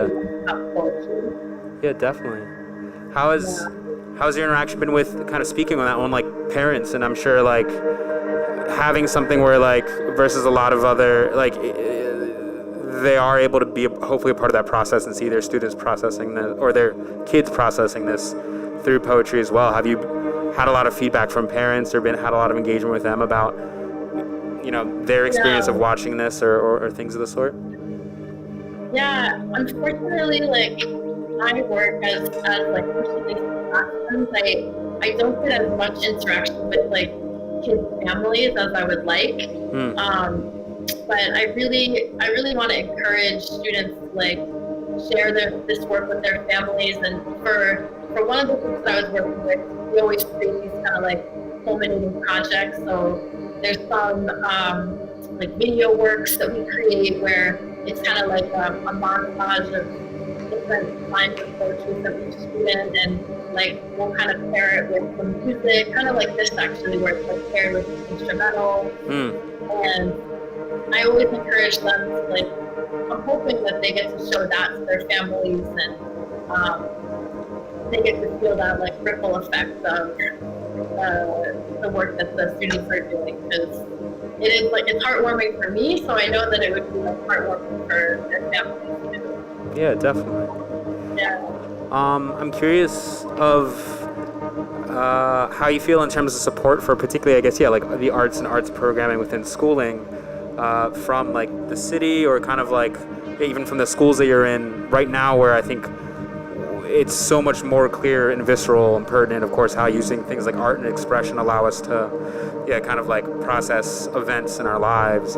But have you found that, like, are you getting a lot of supports being an arts educator from, just like the general, I don't know, whether school board or like, TOE or things of the sort?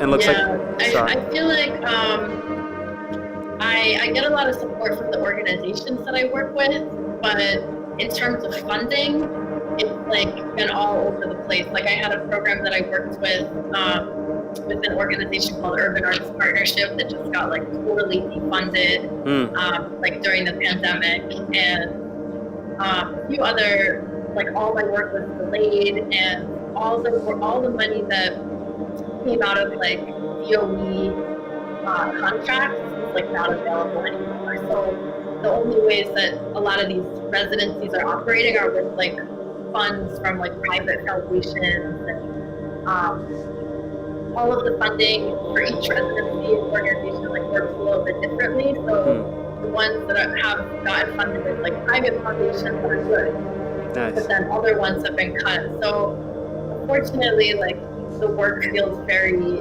unstable right now. The teaching artist world is already a bit unstable. It's kind of like being a freelancer. You're like, there's this degree of like, you don't know how many residencies you're gonna get, and you work for a bunch of different organizations so that you can kind of guarantee that you'll hit that sweet spot. Like I have for me it's usually like 3 to 5 teaching jobs at one time. But then you're all over the city. And we're all over the city. Yeah. But it feels like super precarious right now in terms of funding, so that's tough. Okay, I'm gonna let Kendall in as well, who's coming in after, so you all can meet quickly. Okay, great. And I also want to just ask. Hi, Kendall. How's it going? Hi. Hi. Kendall. We have Libby here as well. I was just gonna ask her one more question. We were talking about support for the arts. In arts education, particularly within schools, and sort of like the instability of funding. Do you have any particular ways that you would say, outside of these sort of more like private, I guess, organizations and donors, what are other ways that feel stable to you? I know some people do like donor choose and things of the sort. Is there anything that you would recommend that people be aware of? Like places that people can donate to? Or I guess, what are more methods to help increase, hopefully, stability or support from even... So there's an organization called Arts and Education Roundtable that does a lot of advocacy for teaching artists, and they kind of write advocacy letters on behalf of like our field, and I think they had a campaign going called Arts Are Essential. It was like a hashtag, and they wrote this letter. It's like the arts always have to fight for their validity. So they wrote a letter to like the state, or maybe to the city, to the, to whoever's like making these big decisions about budget, arguing just like the importance of our work in terms of like social and emotional well-being, in terms of mental health, in terms of like all different kinds of like, creative growth, and like the arts is, it's always having to put in that extra work to prove itself. So Arts and Education Roundtable definitely feel like they're like, teaching artists don't have a union, but they feel like they kind of fill that role in some ways. Like they bring everybody together and think about our needs as a field. Okay, cool. So, Great. Well, thank you. Yeah, thank you so much for having me. I really appreciate it. I look forward to listening to Kendall's conversation. Yeah, definitely. Yeah, thank you so much for sharing. Yeah, I'll tune into the live stream. All right, cool. Thanks so much, Libby. Take care, everybody. All right, have a great Sunday. Okay. All right. Hi, Kendall. Hi, how are you? Good. It's been wonderful so far. It's been a lot of great conversations, really good music. It's nice to be in a physical space with live music. I can imagine. So, do you want to introduce yourself, I guess? Tell me a bit about yourself. What's your background? So I am a 7th grade social studies teacher at a charter school in the South Bronx, Dr. Vijay Scardo Health and Science Charter School. It's my 3rd year teaching there, and currently, because of the pandemic, we've actually been online since March. And as of right now, the idea is we might be online till the end of the year, as we share a building with the DOE, and as you may have heard so far, the plans of how the pandemic will pan out with the DOE has been rather inconsistent. So as a result, my school's decided to do something. Yeah, what's been the communication from the DOE, kind of from your experience across since March? Has it been pretty communicative or sort of? So since I'm charters are historically separate from the DOE, so they get to decide for themselves. The thing that makes us a little bit different is that we share a building with the DOE. So some schools I know they've been on with so far, so it's just a staff division on their own building, so they can decide for themselves what they want to do. Gotcha. However, it's a little bit complicated for schools within the DOE or charters that share a DOE building, because you're sharing resources with 3 to 4 other schools, such as cafeterias, libraries, gyms, etc. So, I'm sorry? No, so I was just reacting. Okay. So yeah, we share the resources, and then the school will decide themselves whether they want to be in person or stay online. So my administration decided we want to stay online, as there's a lot of risk involved with being in person, as we've seen so far. Cool. Is that, I wasn't familiar that it seems like it's a bit of a commonality. Is it common for like a charter school to share a building with like DOE organizations? Very common, because New York City itself is so big that there's not enough resources for each school to be independent. Like, I grew up in the suburbs of New Jersey, so I had my own building of myself. It was just like a standard public school, and I had football fields and baseball fields and etc. But in New York City, especially within densely populated areas, it's so hard to have that space. So you have to share schools or space with other schools, which is very common. Wow. So within your charter school, are you what is it all grades, or sort of, is it like specific? So we're 6 through 12, and then there's 2 separate schools within it, which is the middle school and the high school, and they're fairly independent from themselves, but it's a 6 through 12 school. Wow. That's interesting that, every decision from one school, especially right now, of course, hinges on the decision of the other schools, it seems, too. Exactly. So it's a lot of there's a lot of variables in deciding what each plan, or what each week for that matter, is going to look like. And it's very interesting, for example, for students to get resources, especially during this time, such as textbooks. And I've been trying to, for example, distribute textbooks to my students since September, but there's so much paperwork and red tape involved because of the pandemic, of just for having the students to pick up the textbooks, over whether or not the school building will be open, or if they'll allow students in the building, and etc. Wow. What I don't know. Would you mind elaborating on like some of that red tape? Is it just like more slow bureaucracy, or? Yeah, I would say it's like slow bureaucracy, such as like ordering the textbooks, to even things such as, is there going to be a person in the building that day for the students to come and get the textbooks? Whether or not the other schools will allow it, just because you can only have a certain amount of people at a time in the building. So there definitely is so much at play with just a simple task such as picking up a textbook. Wow. Has that changed? You're saying since September, so it's still kind of ongoing, but do you feel like that relationship is changing at all in terms of things being easier to communicate within the different organizations to get things done? I would say it's getting harder as cases are rising, especially in September, since the cases were not as high yet. We were like, okay, this is a little bit easy, we can manage. But now that the cases are rising, the DOE has decided that, of course, they're going to stay online, which is valid, totally valid, but it makes it a little bit hard, as now I can tell my students to go and pick up this textbook after using, because we share a building with the DOE, and they decide whether or not to have the building open or not. Gotcha. Wow. Are there, because I have a general familiarity of differences even between, like, of course, charter schools and like this sort of individual governance. Is there anything else that you feel has been particularly unique? And of course, your situation already seems unique based on the physical building, but like anything else from your perspective you think would be unique from even like other public schools in the city or things of the sort? Definitely. I think not even just with my school, but I think New York City as a whole. Of course, all over the country, people are talking about opening buildings and having the kids come in, which is completely valid. As it is, studies have shown that like schools are not a high spread environment for coronavirus. But I think what makes New York City in itself so unique versus, say, schools in New Hampshire or Virginia or even the suburbs of Long Island and New Jersey is that you're having teachers and students from all over the tri-state area come in. So I have colleagues working in New Jersey, Connecticut, Long Island, Westchester County, as well as the entire city.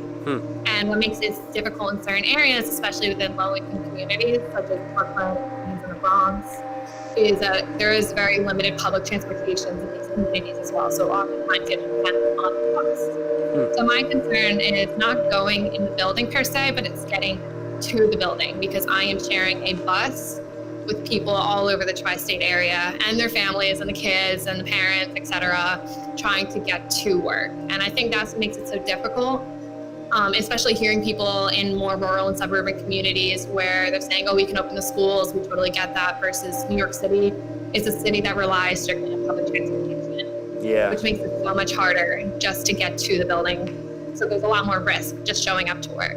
That's true. Wow. So moving forward, especially as we're kind of, I guess, closing schools back down again, I think is the latest right now. What do you think going into the rest of the new year? What would you like to see happen? Or if you could even, speak to somebody who is kind of dictating some of these decisions, like the chancellor or things of the sort. What, from your experience now, something where you're like, this feels like it would be the ideal or a great way to a route to, for increased maximum safety? I think I will support what my school has done, which is staying online, because again, while I would love the buildings to be open in person, I think it's very hard in a place such as New York City. And I think the opening back and forth, it's great, but it's a lot of time and effort that you have to do. Deciding, okay, we're going to be open one week and closed another. So if anything, I think the chancellor should be more consistent of what they want to do, as the COVID cases are constantly rising. And whether that is to stay in person for the rest of the year or stay online for the rest of the year, just be consistent with your decisions, because not only is it exhausting for the teachers, the administrators, and the family, but it's exhausting for the students as well, to constantly learn all these new systems while still being a student at the same exact time. Like, these are children that are 12 years old, 5 years old, that are overwhelmed. And I think it takes a lot out of them. So just to be consistent with the policy. Yeah, wow. Yeah. Sorry, I'm just kind of taking it in. Do you have any, I guess, are you finding any good moments of inspiration within your students, or like kind of what is keeping you going? Like, how are you doing? What are things Honestly, that are sort of motivating it's the you? kids, and I think that's why every teacher goes in to become a teacher. It's the kids. I love teaching middle schoolers. I think there's some innate optimism that they have that is not hindered yet because they're still young kids. And so just seeing them adapt to learning how to use Zoom and learning all these resources, and now teaching me sometimes how to use things, and still show up smiling and be super funny in the chat on Zoom. I love it. They'll tell me all the middle school drama, which is still a thing, despite being virtual, and like who's dating who, and who broke up with who in middle school, and how it's still all happening despite being online. So I think it's just the kids being just so positive and showing up every day despite everything that's going. Nice. Is there anything that you want to leave me and anybody who's watching with, in terms of I don't know, either a question you might have for anybody else, or anything, another point that I haven't touched on so far?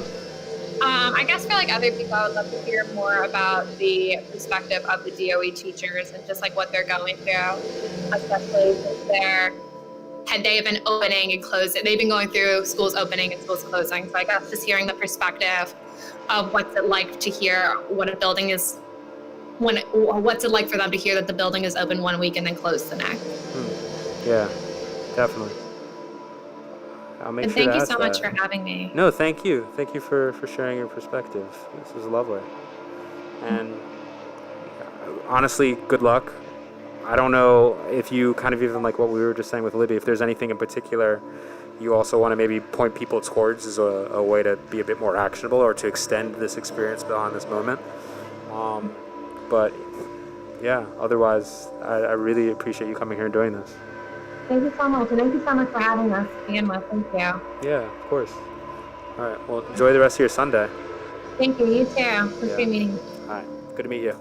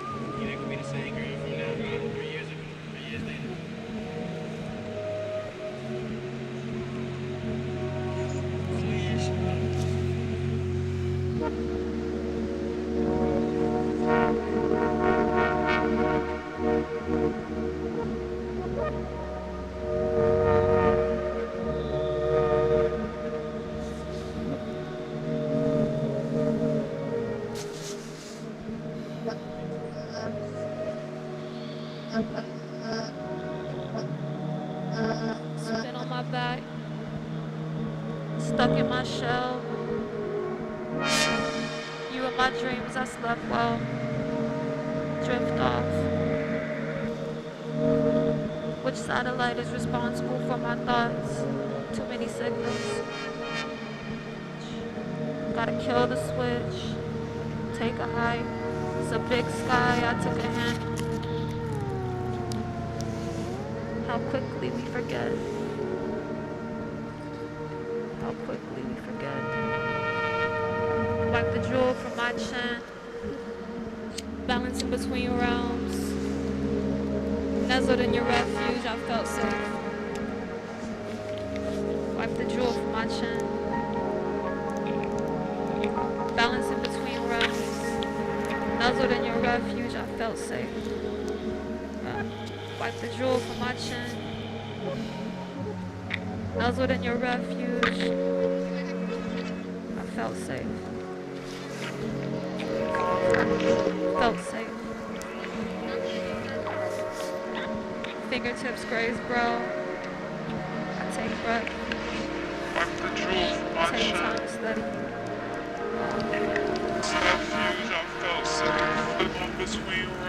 Yeah.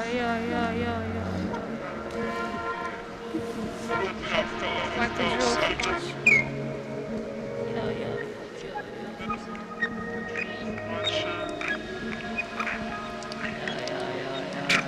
Balance in between rounds.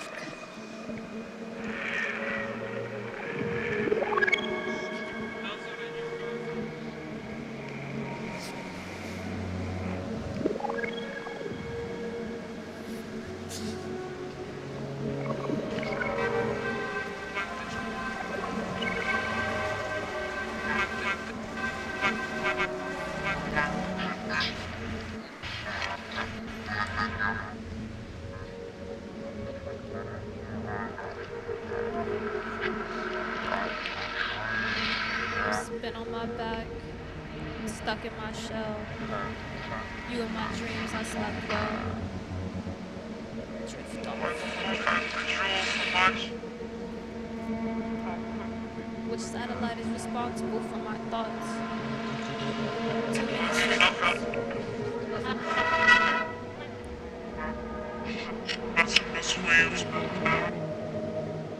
Gotta kill the switch. Take a hike. It's a big sky, I took a hint. It's a big sky. It's a big sky, I took a hint. How quickly we forget. How quickly we forget. How quickly we forget. Wipe the jewel from my chin. Balance in between rounds.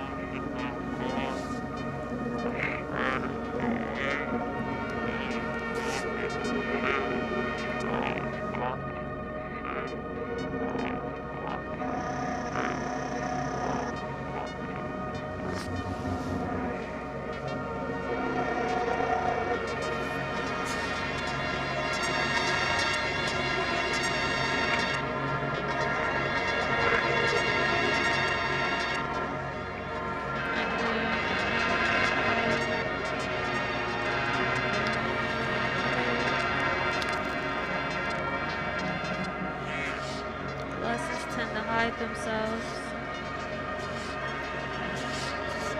Lessons tend to hide themselves.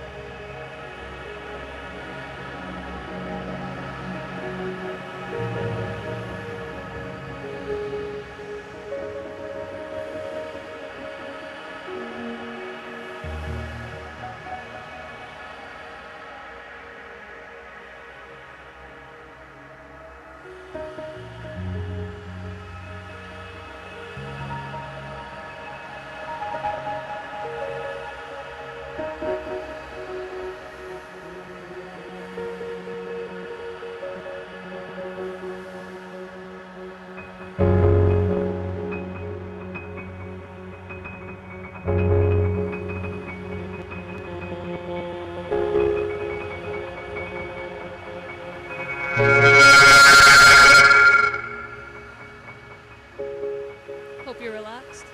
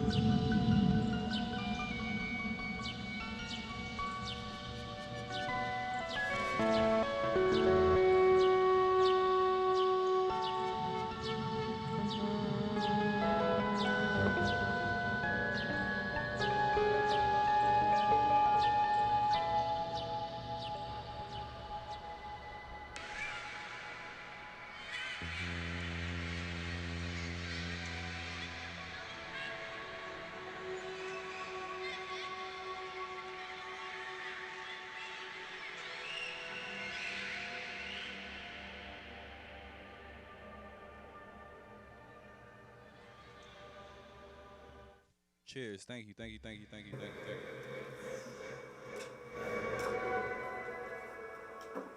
Good day, everyone.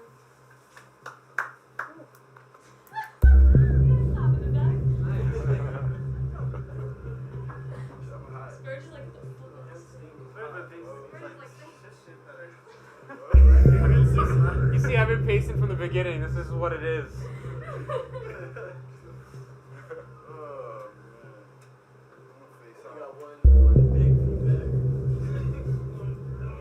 I think that was my fault. I'm gonna take full responsibility. It happened when I had fun.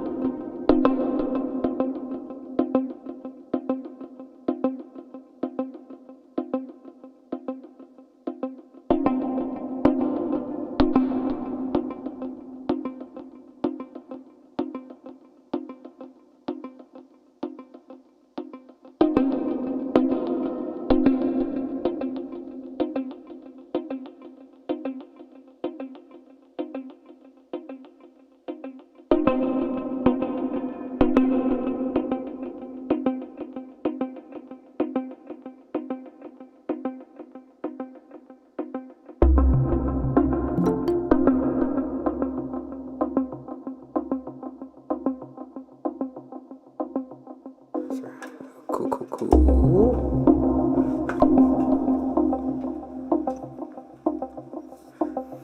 Hi, Kelly. Hi, how's it going? Good, how are you? Good. Can't complain. Just zoning out for a moment there. It's really nice ambiance happening over here. How are you doing today? Doing fine. Yeah.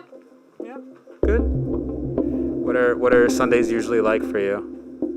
I'm usually seeing my family because my family is from New York, so I'm from New York, so I just get to see them. Oh, nice. Yeah. Nice. Cool. What do you have planned for tomorrow? Teaching. Teaching? Okay. Nice. We do remote though. Fair. Yeah. You want to tell me a bit about yourself? What's your background in terms of teaching? This is like my 5th year. For 4 years, I taught 7th grade U.S. history. Now I teach 5th grade U.S. history. Okay, cool. And I'm also a coach.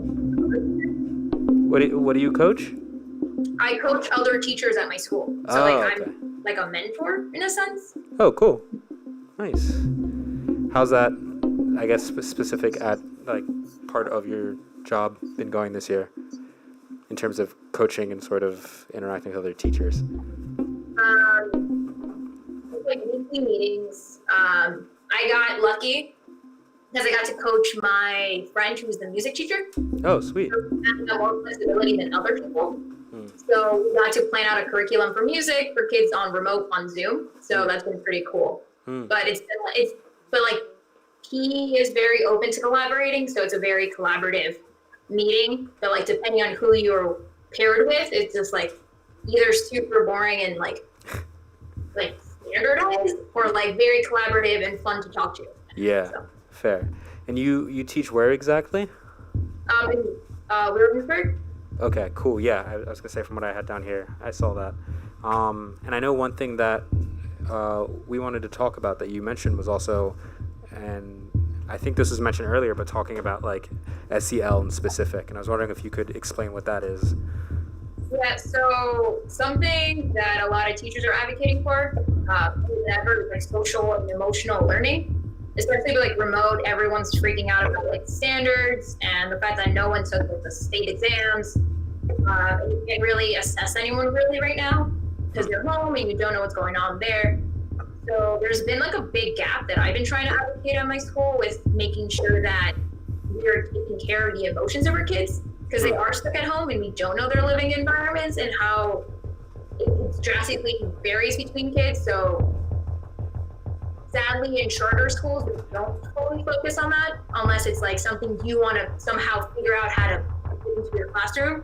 But it's something that desperately is needed because kids are stuck in very much like toxic environments sometimes with their parents, especially with big like something that moves like from growing up as first generation American, like a big divide in like culture of like hey, I'm really sad, and it's like no, you're late. Like no, I'm True. So our kids are dealing with those type of things, and because of the high demands, the constant changes, like it's likely for teachers to do that, but then it's really important to do it because their emotions are so validated right now. Like to be a child during the pandemic is horrible.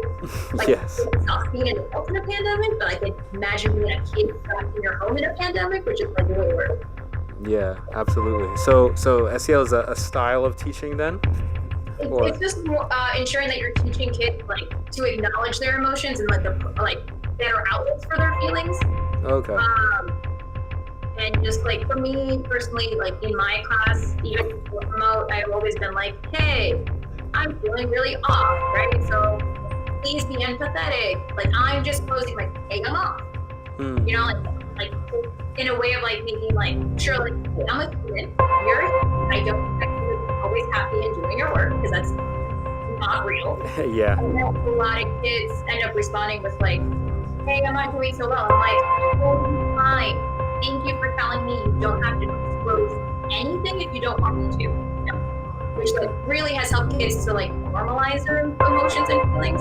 And it's been really nice because I get emails from kids going like, thanks for telling me it's okay to be super anxious, or like I don't know how to verbalize their feelings. And I'm like, that's the whole point. Like, a lot of the culture doesn't teach us to recognize our feelings, kind of just power through, which makes it worse. And stuff. So it's like a lot of like focusing on like the feelings are there, you're understanding your feelings and not displacing them. Because like a lot of kids love to just, they're mad at one teacher, so they take it out on the next one, and I'm like, I just said hello to you, and haven't like fucked up at all for you to yell at me and be mad at me. Like, if you don't tell me what's going on, you cannot treat me this way. Yeah, fair. That's good. I feel like that's from a lot of the conversation I've been having is, of course, remembering that, there's two sides to an interaction, of course, between teachers and students, of course, and you're, I imagine, also feeling a lot of impact on this situation as well, you know, so that's cool, that's good, I like that. How has kind of, it seems like students are responding pretty positively towards this sort of like communication, to be more open about it in general. How is this something that you're able to kind of implement within your coaching as well with other teachers? Are a lot of other teachers responsive towards this? And are you finding it's something that's pretty... The teachers that I'm close to already do it in their way, because like usually the staff of color is very much like, this is what we gotta do, whereas like the white staff is more like, they don't realize there's a lot of boundaries that like you have to like gain trust through. Like I kind of basically just goes through, hey, you can't just demand that a kid tells you how they feel. Like that's not really their emotions. Like that's kind of messed up. I was like, if they don't want to tell you, you don't have the right to tell you. Like that's their feelings right there. Like they feel comfortable enough to trust you. You can't demand trust. So it's a lot of like the white staff learning, hey, like respect boundaries. Like don't put your hand on some kid's shoulder. Like they don't know you, and like if they're going like this, it's not rude. It's like they're like, why are you touching me? Yeah. And like you need to be more culturally aware that like it's not okay. Yeah, fair.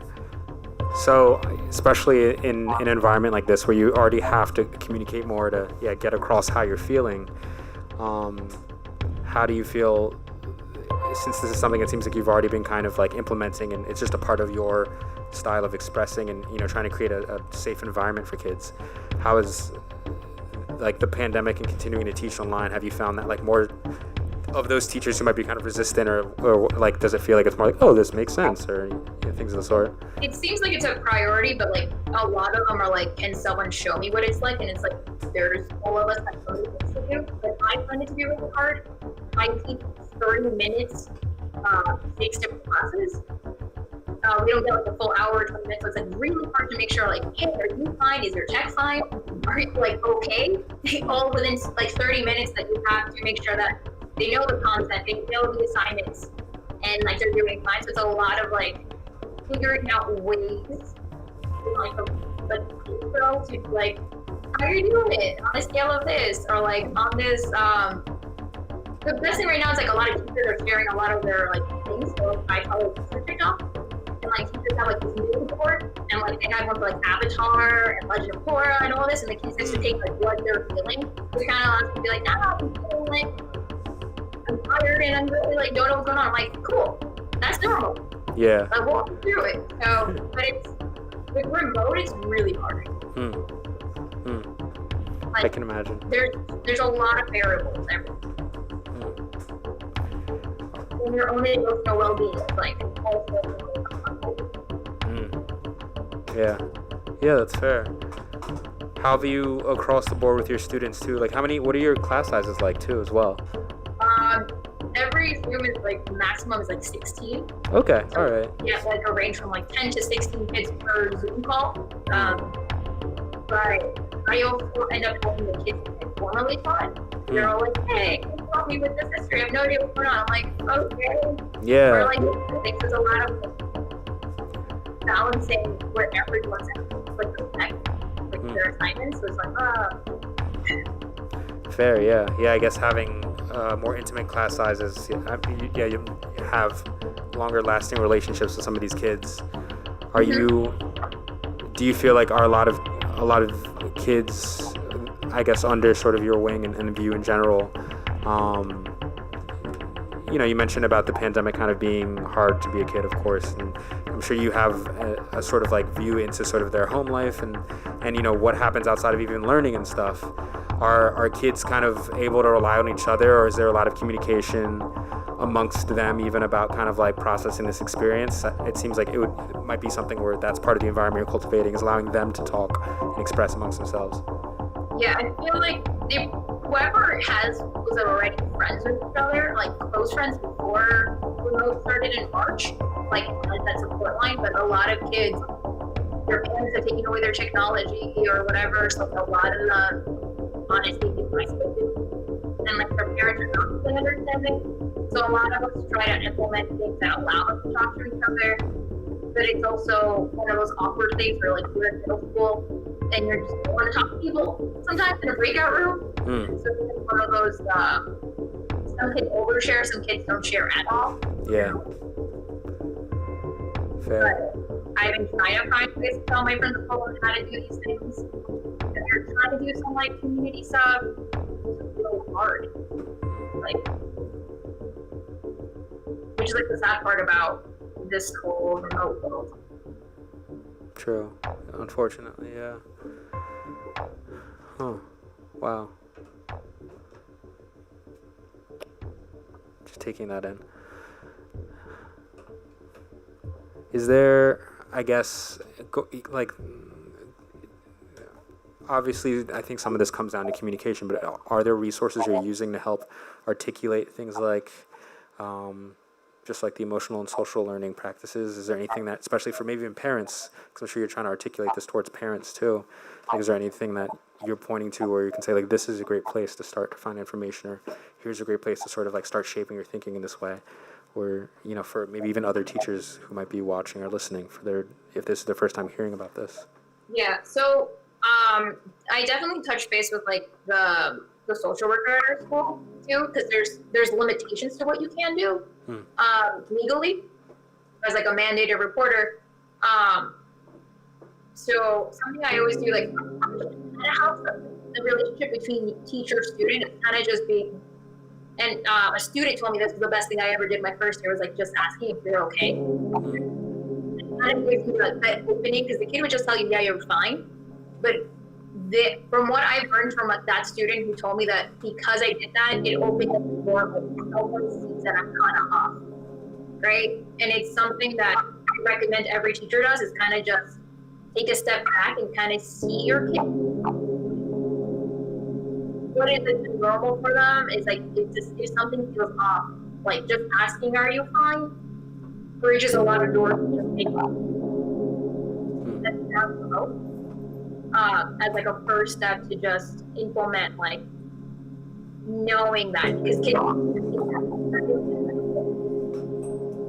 and like just being like, oh, like I have like a group of kids who are like, oh, I did this art, and I'm like, okay, cool, show it to me before we start class. I drew Naruto, I drew Kirby. I'm like, amazing, tell me more about it. And then like, as like a kind of learning U.S. history is very important, but not in the first 2 minutes of class. Let's just talk about whatever you drew. If you cook some food, like, because what I've noticed a lot is that children are very rigorous and very robotic. Yeah. And a lot of, and through the teaching field, you have to acknowledge that children are humans, who are observant, understand. Yes, they're kids, but so like any first year teacher, just my advice would just ask the kid if they're fine. That's pretty good, and that will open the door. Nice. With children. Nice, thank you. What I'm just curious, what sort of inspired you to start teaching? I was a really quiet kid. A lot of like family drama, abuse, and like none of my teachers knew. Right? I was like very quiet kid who was like always doing their work, doesn't really talk. So like, I don't even know what I'm here. So messed up. And then I had friends who needed a teacher who was like, come to class, I'll help you out. And I realized it was a lot of so I was like, let me go in and instead of complain about what I needed, try to see if I can use my own experiences as well with the kids. Because I just always thought about like what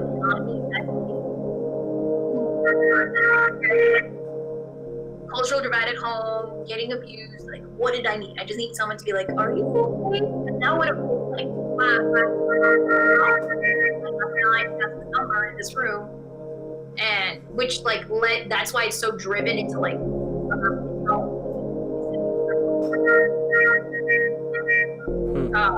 because we tend to ignore that children are humans. Just think that they're like irrational. Kids have justified why they're irrational, like based on science, like they're just kids. Like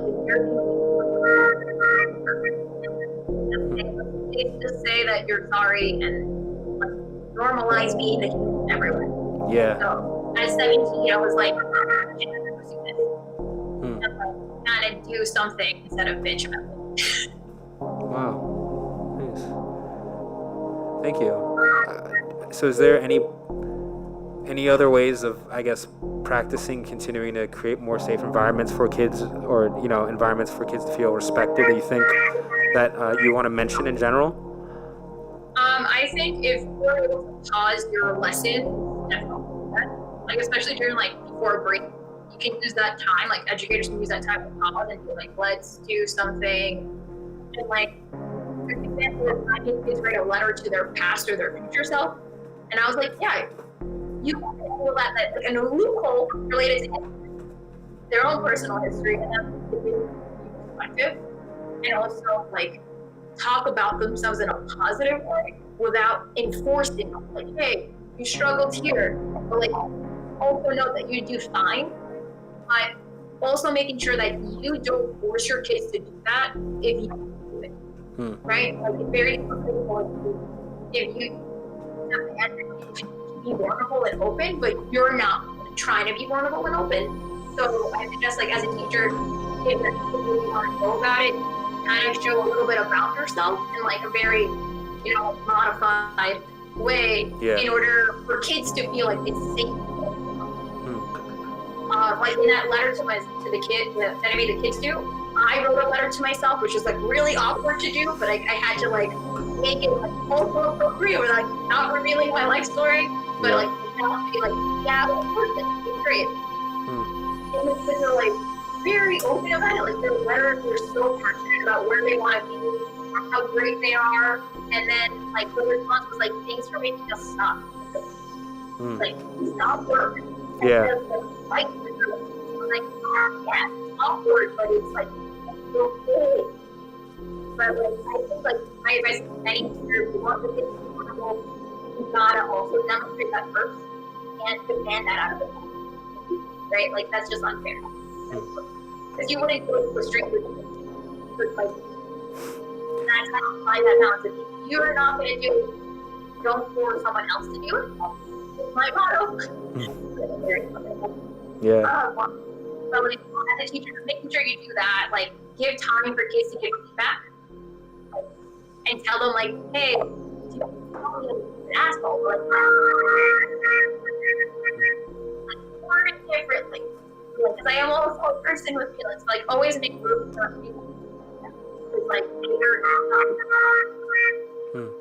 and like as a first year teacher, ask for feedback. Be organized. That's how they are. Like, that's good. Yeah, I don't know if I ever gave any of my teachers when I was younger feedback, really. So that's good.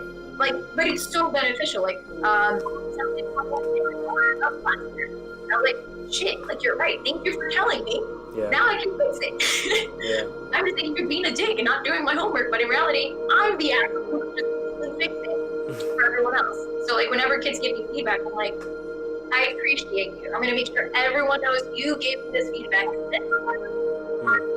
the kids are like, thanks for listening. I'm like, it's my job. Yeah. I can easily be flexible compared to like 80 kids being flexible to me. That's beautiful. Yeah. Well, thank you so much. Is there anything that you kind of wanted to leave this conversation with, or anything you wanted to hear from other teachers, maybe? I would want to hear what other teachers said. If possible. Definitely. Well, cool. Well, thank you so much for joining us. This is really insightful because I had no idea really about this, like ESL. But thank you also for just sharing your perspective and your story too. So appreciate you. Thank you for hosting this and allowing like educators to voice out what we're going on. Yeah, it's honestly like personally great for me. That's the thing I'm really enjoying learning from having these conversations. So I'm happy that hopefully other people are also gaining insight and yeah, I don't know, just continuing to deepen the ties between our community, because that's the thing, we are all in this together. So, so thank you so much. All right, well, have a great Sunday and good luck tomorrow too. Thank you so much. You too. Stay safe. See ya.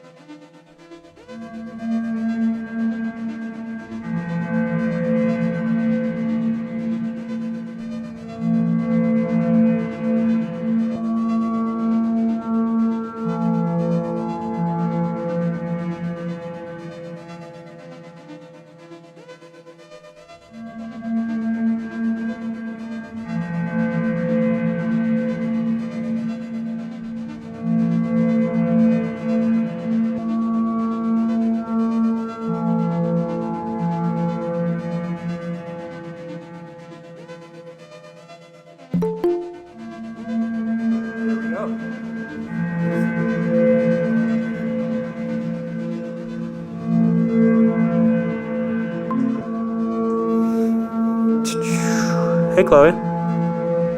Hey. How's It's it like going? loading on my end. Oh, hey. Hey, how's it going? Good. How are you? Good. Today's been wonderful. Yeah. Yeah, it's been really nice. How are you doing? How's your Sunday? Have you been standing all day? I've been pacing a lot, to be honest. A lot of pacing. Yeah. Uh, How are the conversations? So far, everyone's been really good. I learned about, I guess, emotional and social learning in the last one. That was really insightful. It's been pretty varied. Just talked to a couple different people from like charter schools, a couple people from public schools. Talked to the first person, James, we talked to. He's starting a program where you actually kind of, I guess, like aggregate your hours learned on like YouTube or on like internet learning platforms, and then it turns into sort of a certificate. So that was pretty cool. So it's been good. I tuned into a couple. It was cool to see Alita. Someone else I didn't know, but it was cool to like hear their experience. Nice. So how are you doing? Are you prepping today, or what's sort of your day looking like? Yeah, I'm really a lot of breaking this weekend, but I split it up and did stuff yesterday. So today was a bit crazy, but yeah, it was just like great work that's been had the past week. And like prepping for this. Okay, cool. And then I guess for everybody who doesn't know you like I do, I guess you want to introduce yourself too. I'm Chloe. I'm a first-year teacher English language at a high school. At my school, 9th and 10th graders are combined, and 11th and 12th graders are combined. So I teach our 9th and 10th graders, but I have mostly 9th graders. And I co-teach, so I teach with other teachers, and I teach their student class, which is science and math. And then I co-teach classes,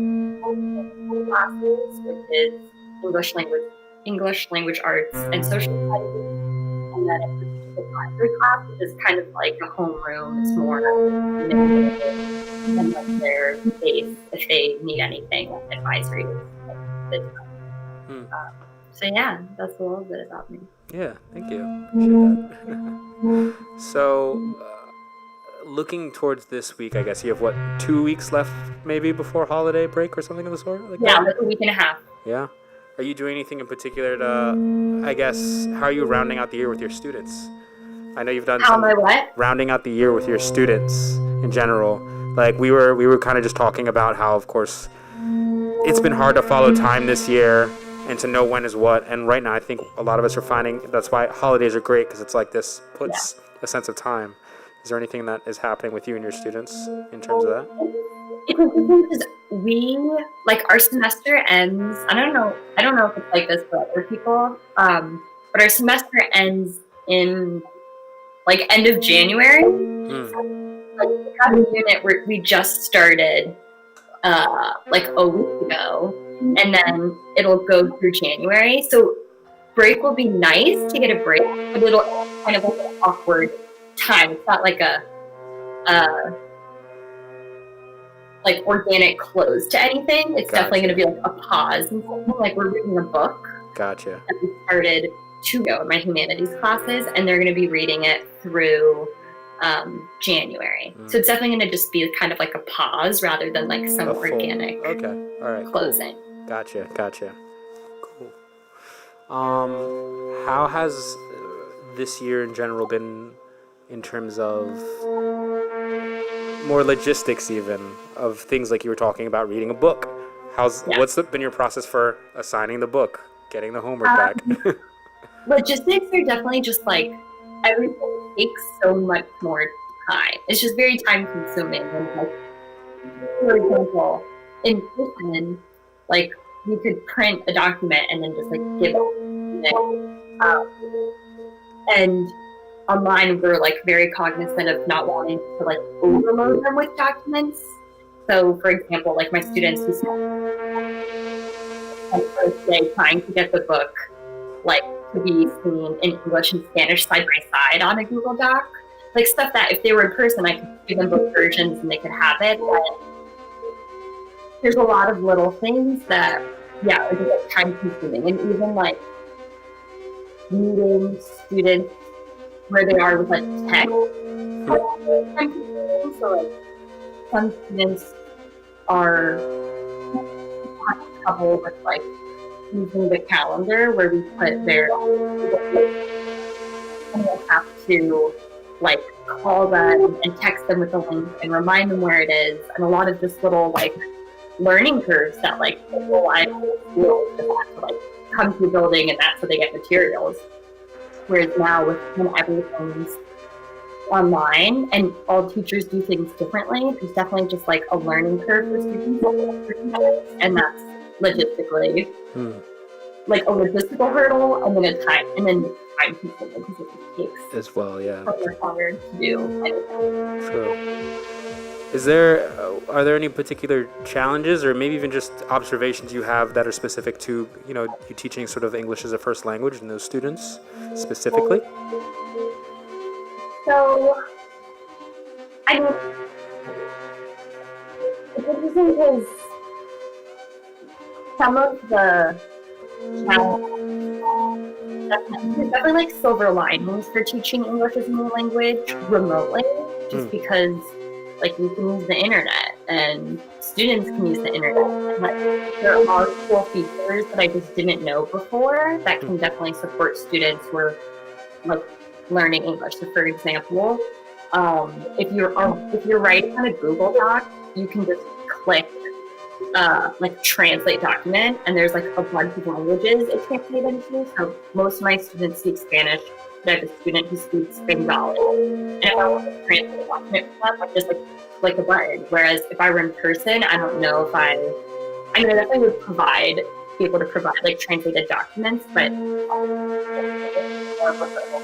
every single thing right away translated if I'm like up in front of a classroom or walking around, as opposed to like always being on my computer. True.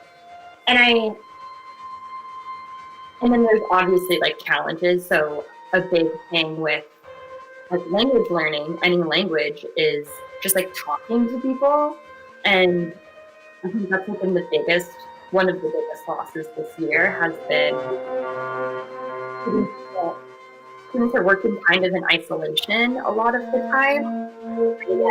We do discussions and stuff, but that like organic conversation with like the classmate that would happen in the school or at lunch, even if it's like has nothing to do with academics. That helps you learn a language, like when you want to just like communicate with a friend. That's an encouraging way to learn a language and get better at it. And when you're at home, most home speak your home language, and the only time you're interacting with others is through like a Google Meet. Yeah, it's 2D, definitely limiting, and I'm sure it's like even more challenging for students to like practice speaking and get better at speaking, because it's kind of like all eyes are on you in a different way, and you have to like cross that threshold of like unmuting your mic and like deciding you're going to share, versus in person. I feel like the stakes are lower and it's like more organic discussions occur. So for me, that's been like the hardest thing to try to like still provide remotely, and it's just way less organic. Fair. You also have shared with me kind of other silver linings in terms of different types of learners, of students. I don't know if you want to say anything about that, about maybe some of the other potential positives from this experience. Yeah. So I first noticed that there were definitely like positives to this remote learning structure for certain students. When I was teaching in the spring, where I was like training, and like I noticed this. So I was teaching in a third grade classroom in the spring, and there's this one student who was like super smart but super shy, and she would hardly participate in class. But when I would like walk over and see what she was writing, like it was always really great, and she always like had good responses, and like clearly was like doing a great job in school, but definitely was like didn't want to like raise her hand and like share her answer. But and so I didn't always get to see like her work in depth. But when we went remote, there was like a lot more like writing prompts that I would like, that she would just like blow us away by like she clearly really likes writing, and like because that was just like the format of like going remote, we had to like have more like independent writing. She like really thrived, and she participated more in the Google Meets and stuff. I think because we like set the expectation that like everyone, like we need to kind of hear from everyone since we're not together. Yeah. And then I'm seeing that also with certain students now. So like for some students, like yeah, it does suck. And for some students, like we definitely prefer in person, as do I. But then for others, like who maybe don't love socializing or like get anxious,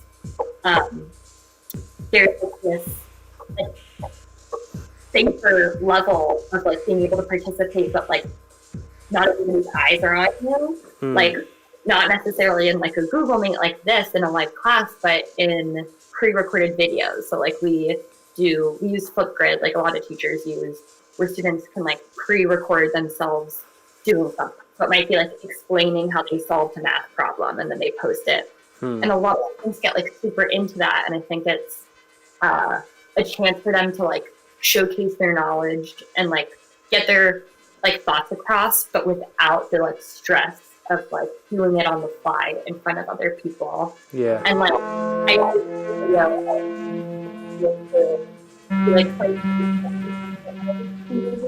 for Thanksgiving and asked students to like, so like I made it during advisory, and they like read the directions and told me how to make it, and we did it on my own and videos. And like this one student who's totally shy, like hardly participates, but like so smart, the best video, and like put music in the background and like edited it and was like so into it. And it just, I feel like it shows like the benefit of giving students options of how they can participate. And then we're like kind of stuck in this like really like expectation of how students can participate if it's continuing class. This is definitely making me, and I think a lot of teachers think outside the box. It's like, maybe you don't like need to always have an option of how to participate. Maybe you can give students a menu of choices. Yeah. Like maybe they could pre-record a video when we're in person and show it. I was gonna ask, yeah, do you have an idea of a good middle for as we, you know, eventually we'll get back towards more in-person schooling and things change? Do you see a middle that makes sense? I think that there's like components of stuff we're doing now that I hope stays, like giving students more choices that aren't traditional in-person ways. But I hope that stays, but I also don't think that goes far enough. And I think adapt. Like I think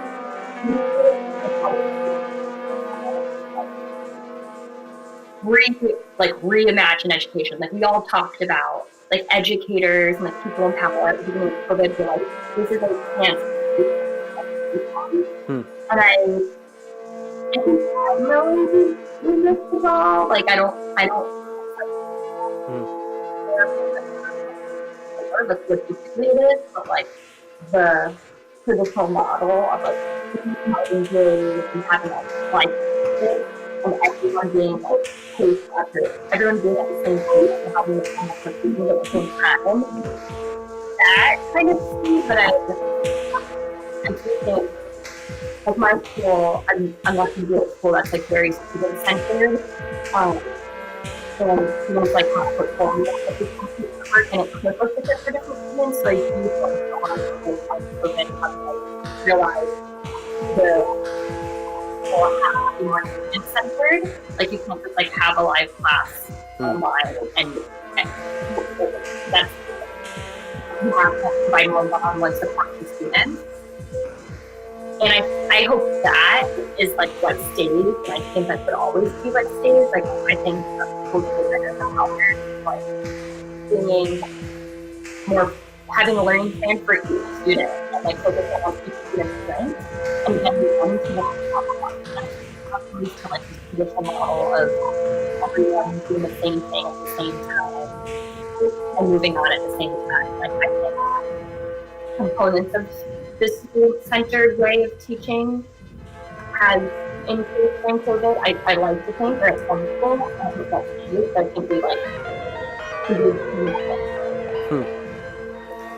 Is there, so thinking about like reimagining education and kind of relaying these ideas, do you find, are there spaces where you're able to talk to other educators to, even make those steps towards, or like how you, what is the community that you're finding to be able to do that? Because somebody else earlier mentioned a program that you like were able to onboard into teaching. They also mentioned that they went through it, and I was like, oh, there's a connection.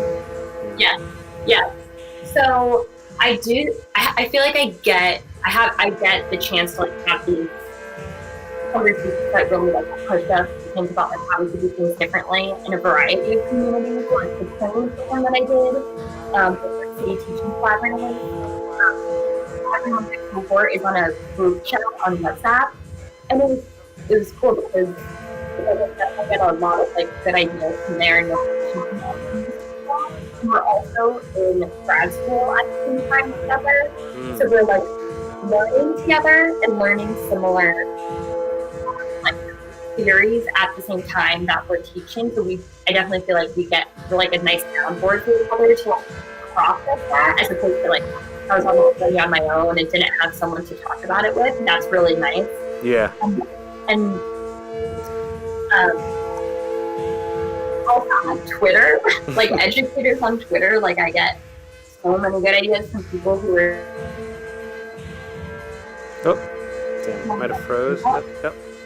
I follow a lot of like educators, like boyfriend, or just random educators that I've heard of them. Yeah. Like on Twitter.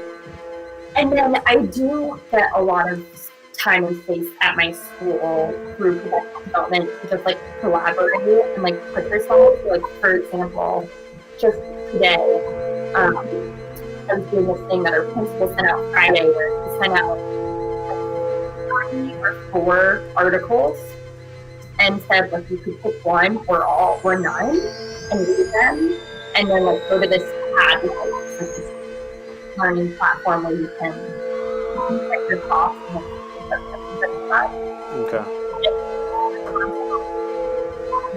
Are you asked? I can't remember the 4th one, but it's like we're all reading these articles. One was on like getting students to connect with each other online. And I already read that article, but now he created the space for us to like talk to each other about it. Have the conversation. So I do think people also do a good job of like getting us to think outside the box and creating space for us to like talk about it as a team. What would realistic and just like entertain ideas of like how we can like, think about things differently. Cool. That's cool to hear, genuinely. Because sometimes it feels like life is chaos, so it's nice to know that, people are finding ways to order it. That's cool. I guess one more and then I'll let you go. I know somebody earlier also who worked at a charter school wanted more perspectives of people who are under DOE about how you're dealing and how you're feeling with the constant sort of like shutting down, opening back up, and that sort of side of things too. How's that been for you? It sucks. I mean, like, personally, I'm okay, and my life is not like drastically changed when all of a sudden, like, we go remote.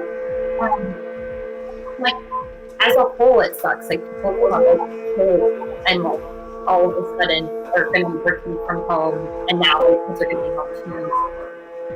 But on a personal level, so I'm like frustrated with how it's being handled for everybody, and then on a personal level, like, it definitely hard to plan. A key component of like being the teacher is planning it. I can't be a teacher, so sometimes I'm making a plan in my head, and I'm like, for January, I'm like, will we be in person? Will we be remote? I don't know. So it makes it like kind of like this daunting hurdle to like feel confident in like something that I have. And like I'm okay, like I'm going with it, and I'm also like I've only ever taught in 2020 as a public teacher. Yeah. So I feel lucky with that. Like, it's an adjustment, but it's not. I have nothing to compare it to, so I'm just like, all right, this is what it is, and we're gonna do it. Yeah. But that makes it more difficult to do the job well. Or you're sort of like uncertainty. Is there anything you want to say to maybe any other teachers watching or anybody else before you head out?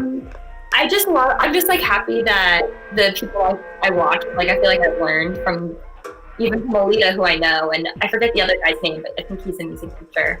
I'm just like happy people are like sharing their experiences, because like I said about like the Twitter thing, I do feel like I learned the most just from people talking about what they're doing and how they're doing, and I feel like that will like move us forward. And thank you for doing this, Bird. Of course. It's awesome. Yeah, this has been a pleasure. Thank you for coming on. Thanks for also your article. We had the Q&A in Pond, which people should check out, where we talked more extensively with Chloe. But thank you so much. Yeah, thank you, Bird. Enjoy the rest of your night. I will. And good luck with tomorrow. Thank you. Right, bye. See you soon.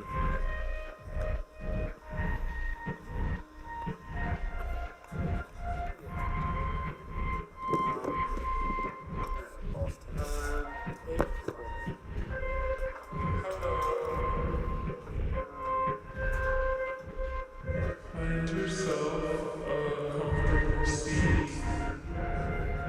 Could be cross-legged on the floor. Could be sitting in a chair. Or on a pillow. Wherever you find yourself seated, start to settle in. Should your sit bones left to right on the surface underneath you. And lift your ears up away from your shoulders and hips.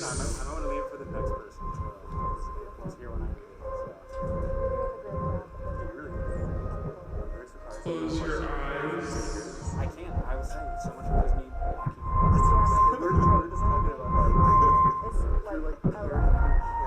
Notice how by closing the eyes you shift the awareness to your internal experience. Like, to me, I can it's like their body expression a lot of times. To your breath.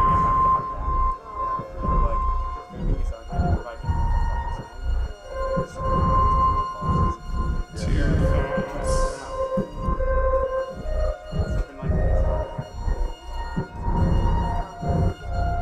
Deeper into the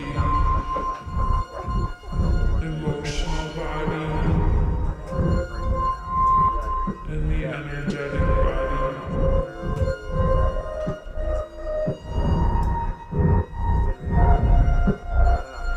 Let your attention, your awareness, your consciousness travel throughout the body, through the mind, through the breath, through your feelings. Wherever it wants to go, just notice without judgment or praise what's happening.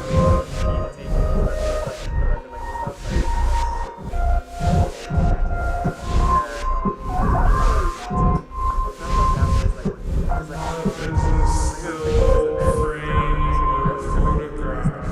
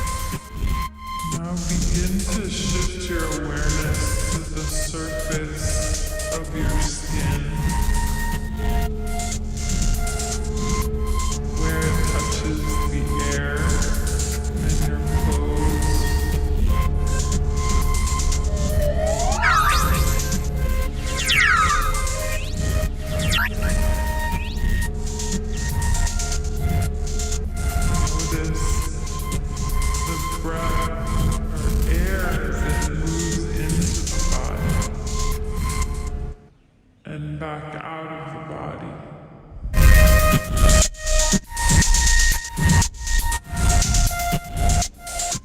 These for your internal and external worlds mesh.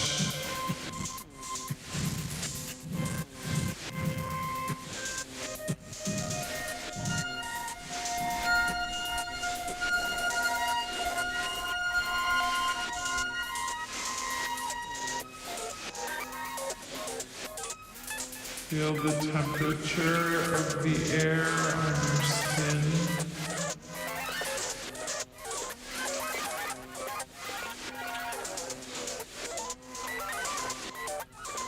Notice how it's nearly impossible to differentiate where the air ends and your skin begins, and where the energetic transfer of the warmth of your body and the coolness of the air begin.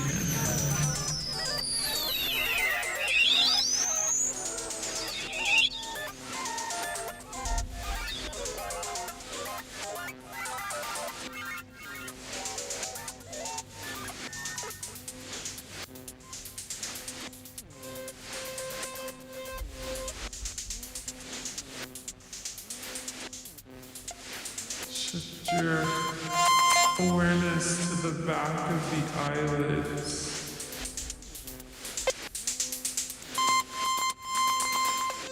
To the flecks of light,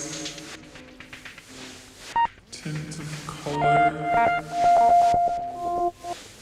permeate through the eyelids.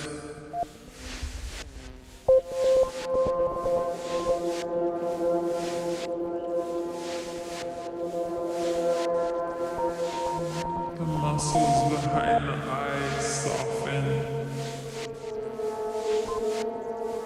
taking in full periphery, 360 degrees.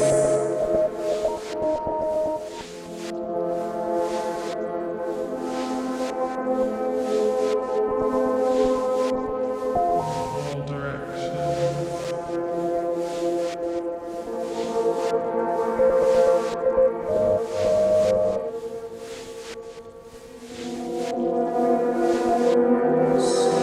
Slowly, like a heavy curtain, slowly starting to lift. And the beater start to let the eyelids drift open, taking in light very slowly. And then the eyes a moment to adjust.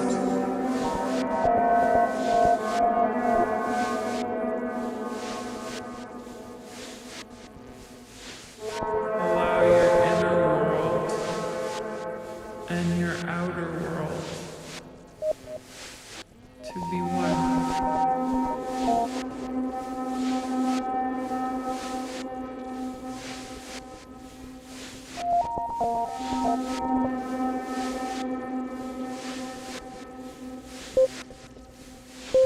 Softly allow your gaze to settle in the space in front of you.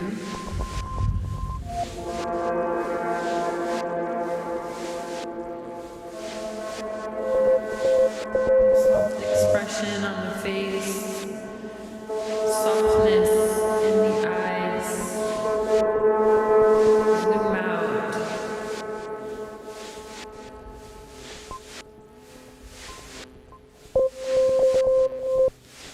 And see all around you.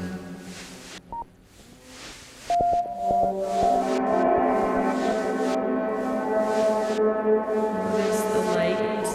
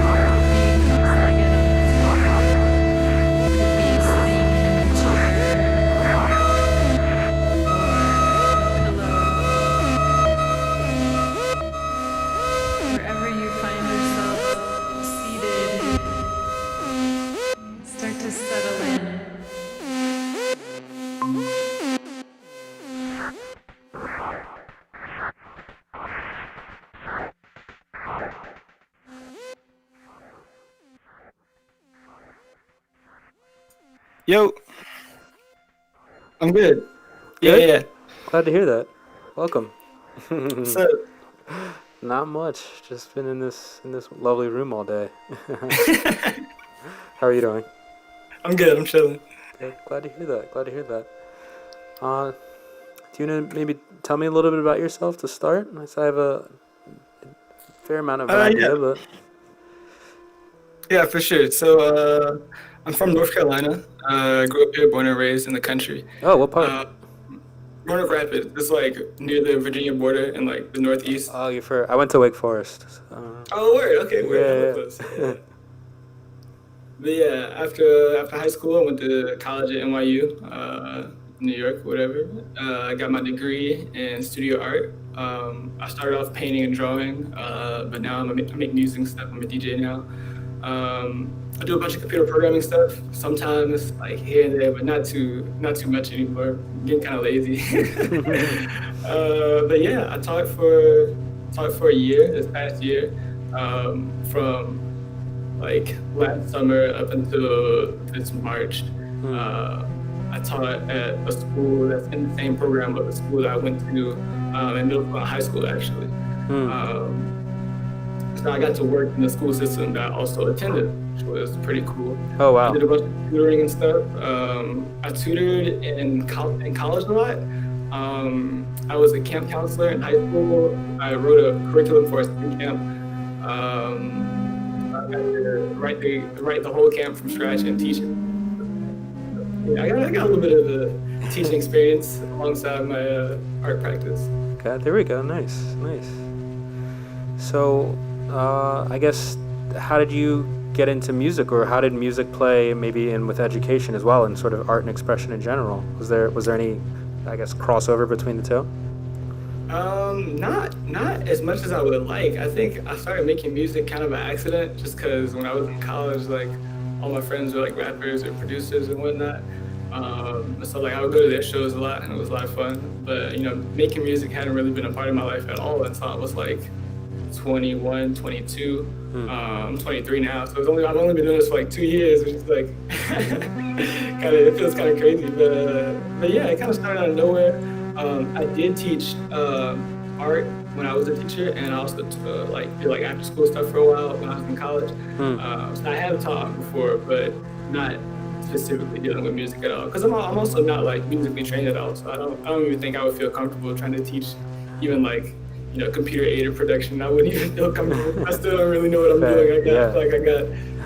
My music career has been really lucky. Yeah. Hey, well, I mean, you're doing something right. Yeah, there's this program. I interviewed a friend actually, Building Beats. I don't know if you've heard of it, but they kind of go into classrooms in New York and actually teach music production specifically. It's pretty cool. Yeah. Also, I was just curious if there was any particular influences from like when you were in school that's kind of you think opened you up to doing what you're doing now as well. Like, was there anything you could look definitely. back on? I have a bunch of really close relationships with two of my teachers from middle school, actually. My 6th grade science teacher and my 8th grade art teacher, and then also my high school art teacher. Like my high school art teacher was the reason like I applied to NYU in the first place. I was originally gonna I applied to like UPenn and Stanford and stuff for like computer science. So my life was gonna go the tech route at first, but I applied to NYU on a whim. I got in, got a nice chunk of scholarship money. So I think I definitely like those relationships with my teachers are what changed the course of my life for sure. And like being able to like have that kind of impact on my own students was like mind blowing. Like especially because I'm so young. Like I'm only like 23, and like my students were like 14, 15, 16. Like it's not really that much. Yeah, really not. So to have such like important role in somebody's life at such a young age for both of us, it was like it felt really powerful. How are you connecting with students who, in some ways I'm sure you had to kind of put up boundaries of like, I am your teacher, even though we are both, younger. It was really awesome because like since it was like pretty much almost the same school environment I had growing up, we had a lot of like super common experiences, like even like down to like their families. Like it's a really small community. Everybody knows everybody. Everybody knows me, my mom, my family, and stuff. So, being able to teach in a setting where my students know me and I kind of know their situation really well also, even though we hadn't met. To be in that kind of like very familiar setting with the kids who are also like look just like me or from the same area like me. Yeah. It was like we were able to hit it off really early. I was able to gain their trust. Most importantly, I think I was able to gain their trust like very. I was more of a big brother to me than like an administrator, for example. Yeah. So we were able to like have like a more casual and more honest relationship. That I think in turn made the education because we already connected on the individual level. Nice. So you said you kind of rounded out your teaching year this year in the spring, correct? So how was sort of the last, like your final months of teaching, especially with obviously Corona and COVID coming in and sort of impacting education? What was that like for you? Yeah, it was the last couple months were really strange because I think up until January, I felt like we were making like some really good progress. Like my students came into the year like 4 or 5 below in their reading capabilities. But by January, we were already like they were about to catch up and be on grade level, and we were about to make like hardcore progress. And then we had online. Everything kind of fell apart when we moved online because like my area is not really. We're not equipped to have effective online learning. So when that change came, it was hard for everybody to adjust. It was hard for the students to adjust. It was hard for me to adjust. It wasn't even fun like putting together lessons anymore. It just felt lame. Everybody was down. Nobody really wanted to do any work. Which like I get it too, because I was like, yo, like it's a pandemic. Nobody knows what's going on. Nobody wants to do homework right now. It was just all kind of fell apart. I do wish like I could have ended on a stronger note, and like on a more personal note too, because I feel like I miss the kids missed me. Like we wanted to be like with each other more and have more time to play out too well. And now like I don't really see myself going back to teaching anytime soon. So now it's like I didn't even get to get my full experience. Yeah. It feel amazing nonetheless. Are you, I guess, or one kind of previously, were there anything in particular that was kind of keeping you and students motivated while you were kind of transitioning towards obviously remote learning? And especially at that point, we were all really learning as we were going, because none of us thought it was going to be as long as it has been. I think what kept it going for both of us was just that like we already like kind of succumbed to our fate. Like we knew what we had to do. Like even since the beginning of the year, like we all knew it was going to be hard. We all knew, that it was going to be like a hell of a year just to try to like get through. Because we had so many teachers like leaving. We had administrators leaving. Our budget was like trash. We had no money. So like we came into it knowing that this year was just going to be like the year of all years to have all the problems. But knowing that up front, we're able to tough through it, at least during the regular school year. So when the pandemic hit on top of that, it was like, well, it can't possibly get worse than this. Yeah. Truly. So it's kind of a reluctant, toughness that we had developed. Yeah. Do you feel that have teachers and students, have they been kind of acknowledged and rewarded for the efforts that have gone into sustaining this sort of education practice through this? Like, do you, even from like say on like a national level, from like our administrations, even down to more on a local level, like do you feel like there's been adequate acknowledgement and reward for doing this during such a crazy time? I think so at all. I think on a local level, maybe like from as it varies from like county to county, like across the nation, like maybe like the local support is a little bit different in some areas, a little bit better in some areas. And on a national level, like the only way to like truly show appreciation would be like a crazy pay increase and like a structural change to the way that teachers are paid and how education is looked at, how tightly that like real appreciation would be structural change. I feel like you can truly say they appreciate like teachers' efforts during the pandemic, and unless that happens, because I feel like everything else would be like subpar. Gotcha. What is from your experience? What is the structure on how teachers are paid right now? Then. Like the hours I work, like being on a salary as a teacher is what allows for like the most crazy wage stuff like in the country because the hours I work, if I were to be paid hourly, I would make like an incredible amount of money. I came into the school at like 7 o'clock every day, and I left at 7 o'clock every day. Maybe 6 o'clock every day. Wow. So I'm getting 11 and 12 hours in, but I'm only getting paid for 8 o'clock, you know. So I'm clocking these extra hours. Even on Fridays, like the kids get out at 2, I think, or 2 or 3, and then we would be there until 4 or 5. So it's like we're clocking in all these extra hours, and that's not even counting all the hours we spend at home working on stuff or having to do like extra errands and stuff for the kids. 'Cause, you know, we were like second parents in our community. So it was like, you know, we might have to drive a kid home. We might have to, you know, go do a family visit, do a check-in to make sure like everything's okay. Do you have electricity? Do you have water? You know, stuff like that. So like clocking in those kind of hours are like, there's not enough pay in the world. Yeah, truly.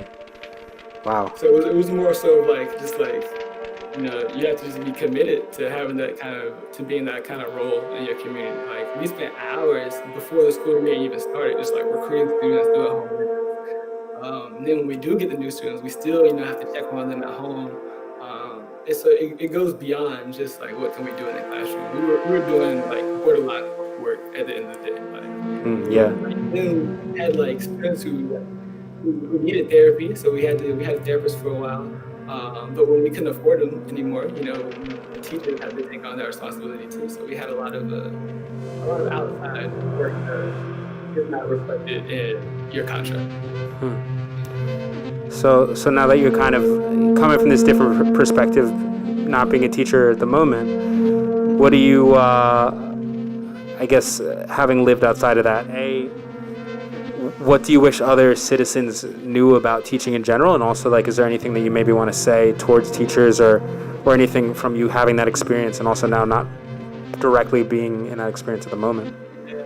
I think what I want for everybody to know about teachers specifically would be like, I guess just being more aware of the school's role as like a vehicle for American capitalism. Like everything is structured around the American school district, right? Like your entire in American society is in some way informed by, you know, the school system. Just even around like work hours, having the kids they have to be somewhere where the parents are at work, right? You learn all your social ideals and values and the code of conduct in the school setting, and you apply those things to, you know, society at large. So the psychological like weight of being a teacher and the implications of being a teacher go far beyond just like, you know, what did I learn? Did I learn American history? You know, it goes beyond that into like, it shapes you as a person. And because of that, like that's a lot of responsibility to be putting on another person. So like, yes, definitely parent. I think what I wanted most as a teacher was just like, I think compassion from like people who weren't teachers. Like, yo, I'm doing the most for your kid right now. Like this is like a level of commitment that I don't think a lot of people are ready for until they've been teaching for a couple of years. Like this is like way different from a relationship commitment, way different from like just being a friend to somebody. This is like, you know, you're altering a human being's life for the foreseeable future. And so I need people to keep that in mind when, you know, there's legislation at hand, or people are talking about pay raises, or people are talking about, you know, structural changes to how we treat teachers. Because I don't think you know the paperwork is matching the societal contribution. Sure. So I think what I want most is for people to, I guess, to engage with that more critically and to be more cognizant of the weight that's being pressed onto, you know, to teachers and their responsibility. And then I would say to teachers just to, you know, communicate your needs. I think like continue communicating your needs as a person and not just as a teacher. Because I think teachers have like new teachers especially have a bad habit of like me included, of like trying to like keep everything in and like, you know, like doing what's expected of you on your own. But you know, you can get help outside of the school building, and you can fight for change and get help. And nobody expects teachers, you know, keep doing this thing on their own. So I think if you're a teacher, just keep doing it, keep pushing, you keep asking for what you need. Eventually, you'll get it. Fair. All right, I'm gonna let Daphne in, who's coming in after you. So Alright, we'll say cool. hello to her. And hey, Daphne, Hi. how's it going? Can you hear us? Yeah, you're watching. I can't seem to hear you very well. Oh, you're coming in and out a little bit. You should be hearing me. How about now? Yep, now it seems good. All right. Yeah, we were just finishing with So we were finishing with Alston, who's also a musician too. Daphne's a musician as well. Yeah, I was just. Oh, nice. Yeah. So I figured. Very different situation than mine. Yeah, but I figured I'd let you all say hello, especially if the NYU crossover. I thought that was kind of cool. Yeah. But also, I have kids who are in the school system, and they're lucky that they're not in situations like some of what you're describing. And Yeah. I think it's difficult for. I don't think when you said, how is it for teachers around the country under COVID? And I'm like, well, they weren't respected before COVID. Right? Yeah, nobody was respected before COVID. Everything is amplified. It's Yeah. not, maybe, we can give out Purple Hearts afterwards. Right. Because it's insane, I totally agree. Nice, great. Well, thanks for sharing with us, Alston. I appreciate No you. problem. Thank you for having me. Yeah. What's up, Daphne? How are you doing today? Well, grading. Truly. Finals. I got everything open here. I'm just taking a minute to, say hi. Yeah, I appreciate you. So obviously we had a wonderful interview that's up on Pond earlier this week, but I kind of again want to touch base on your experience, and I guess for those who might not have seen that yet, do you want to start by introducing yourself? Yeah, I'm just turning up a little bit. My name is Daphna Naftali. I'm, I don't know, I had stuff out here so I remember, who am I? I'm a musician. I'm born and raised in New York City. I'm a bit older than Alston, so let's say I've been making music since I'm a teenager, performing for decades.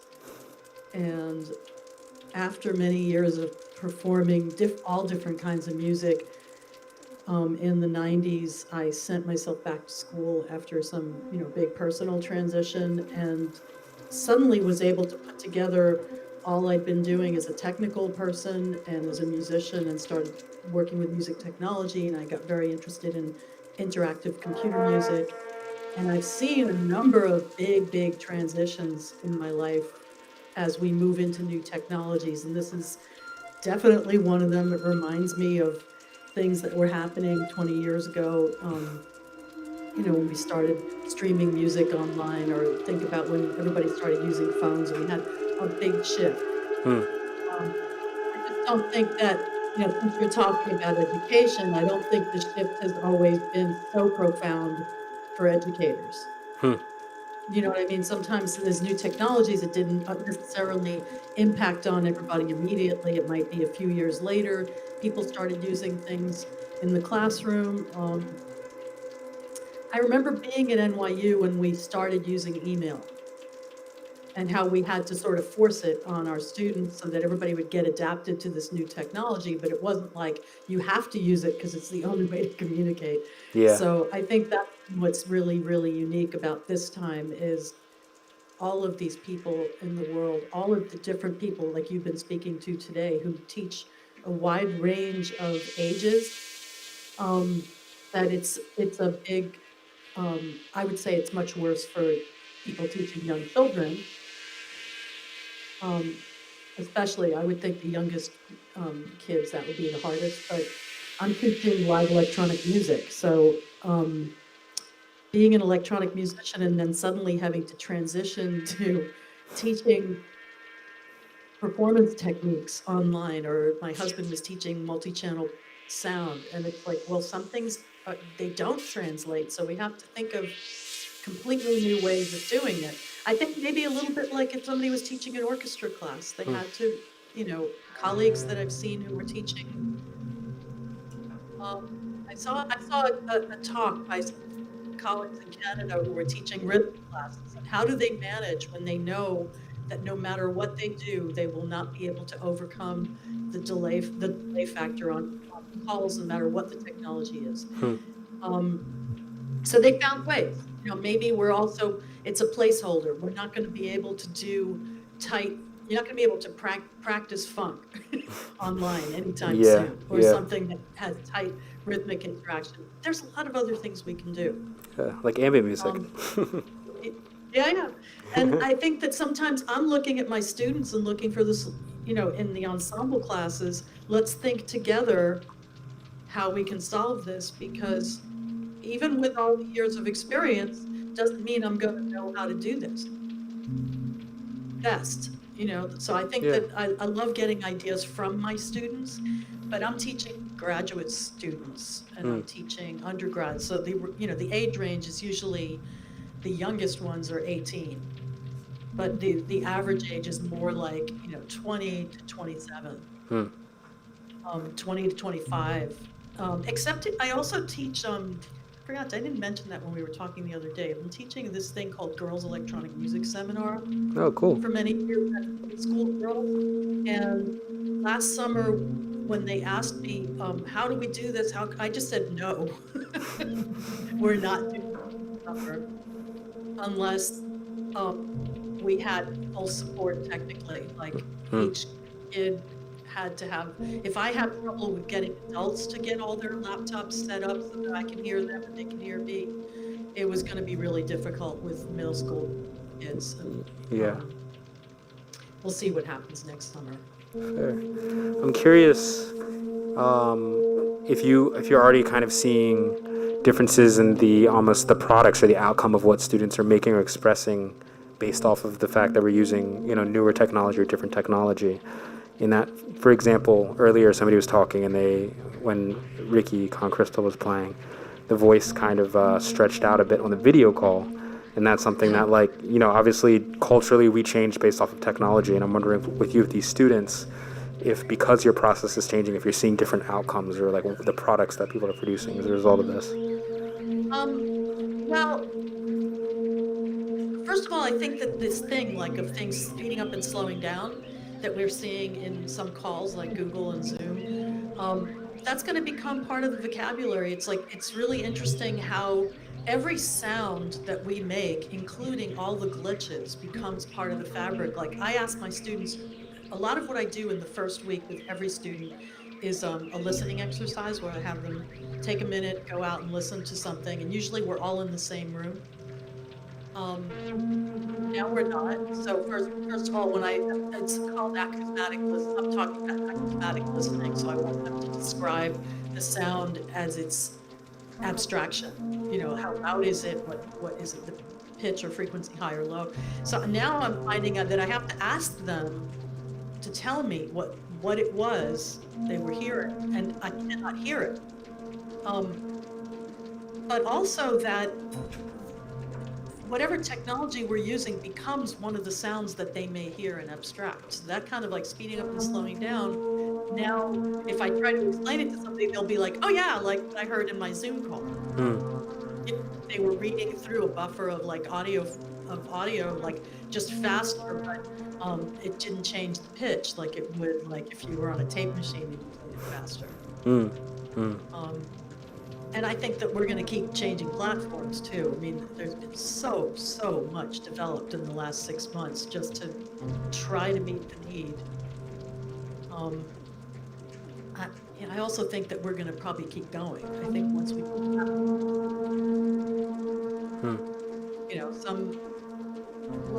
there's more people interested. I like that I can play with my friend in Vienna. I want to. Yeah. I just can't play with her, and I can't play with her in real time, but I can play with her at least, and I had my students do a concert on Wednesday, 2 groups. It was 2 webinars. That was new for me. I mean, I've never run a webinar before, and how do you stage manage a webinar with a bunch of people in different countries? And so I have to, that's new to me. I couldn't possibly have known how to do that until I do it.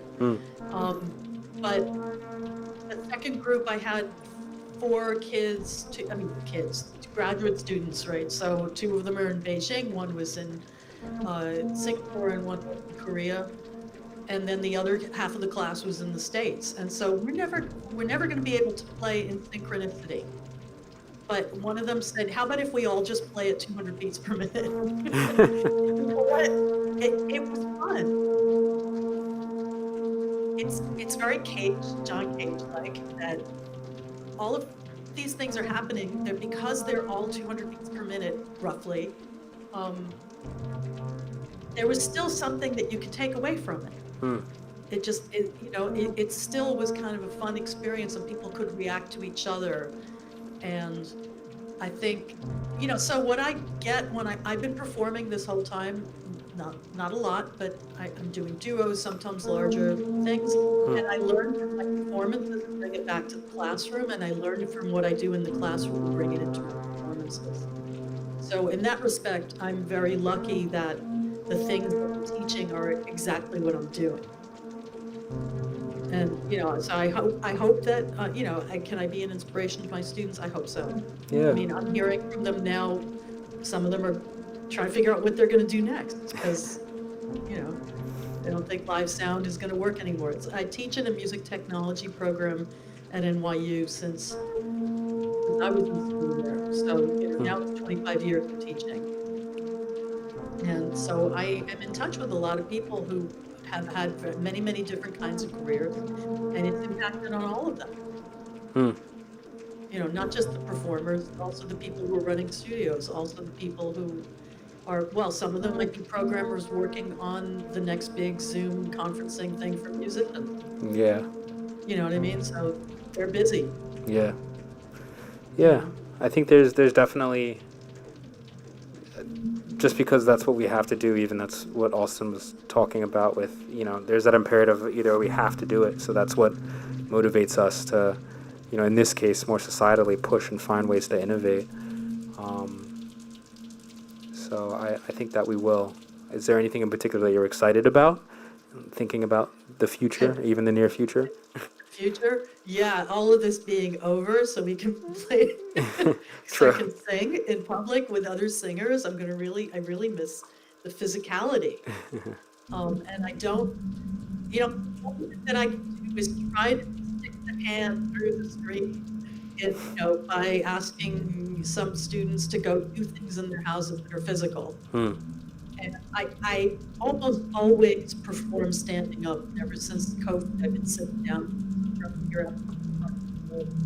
And that's something I want to change immediately, because I can't stand it. I think the minute we get more physical and more, so maybe if we're stuck like this for a while, we'd all be looking at how can we make this experience more tactile.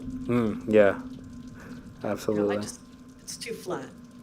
So anything we can do to connect with somebody else right now feels awesome. Yeah, I agree completely. I think, I don't know, we're needing that so badly, and it's going to be, I will say though, it's been nice, and you talked about this in the interview, about having to be overly communicative as a result. I don't know if you're going to talk about that, and like you were saying, in terms of describing where you're at, but like a lot of my thinking is hopefully that will happen. And even being here in Babies, they have a sign over here where they talk about, just like respecting space, and of course like making sure that people aren't shaming each other and things of the sort. So hopefully like some of those practices coming over into reality as well, of obviously in order for us to be able to empathize with our situations, we have to be able to talk it out and say it,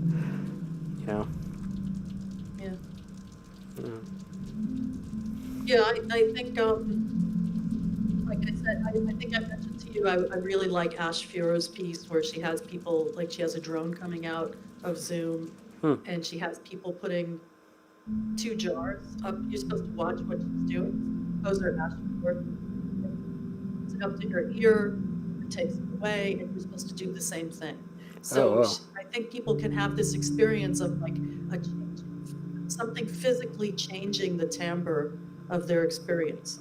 And people get excited about that. I mean, I of course, anybody who's working in audio knows this, right? But for a listener, we have to bring them along. Yeah. Do you know what I mean? We have to, it's true for anybody. And I think swears. No, I agree. Fine Yeah. for an interview, Yeah, I mean, being able to understand the choices of somebody's expression is so much part of listening to anything, and as well, not just presenting a performance or presenting a piece of art or music. So I agree. Was there anything that you kind of want to maybe leave us with in general, or any question or well, anything? get out in the world, listen outside, get off your computer. Yeah, after the stream. Well, and even now, it's like, I've been doing one of the classes I'm teaching that was a direct result of the COVID and the F1 visa stuff is this sound walking and field recording class. And I only had a few students, and I'll only have a few next time, but I volunteered to come in person and meet some students. And that was a really rewarding experience because, A, I got to meet 2 students. Out of the whole year. Out of the whole group. But we just had our final class, and my friend Daniel Neumann came down, and we did a sound walk with him. And there was something so awesome about getting out into the real world, doing it. And there's a lot of, I think people really like anything that is like physical and in person. We could do social distance stuff. I think it's just going to make us more appreciative of what we don't have right at the moment. So hoping it'll be a very creative time when this is over. Yeah, for sure. Well, thanks for coming on and talking and sharing your experience both here and within the article. It's been really enlightening. And Congrats on this excellent day. thank you. Yeah, it's been really nice. Well, good luck with the rest of your night, and I'll see you tomorrow, I guess. Yeah. Okay. All right. All right. See you, Daphne. Bye-bye. Bye.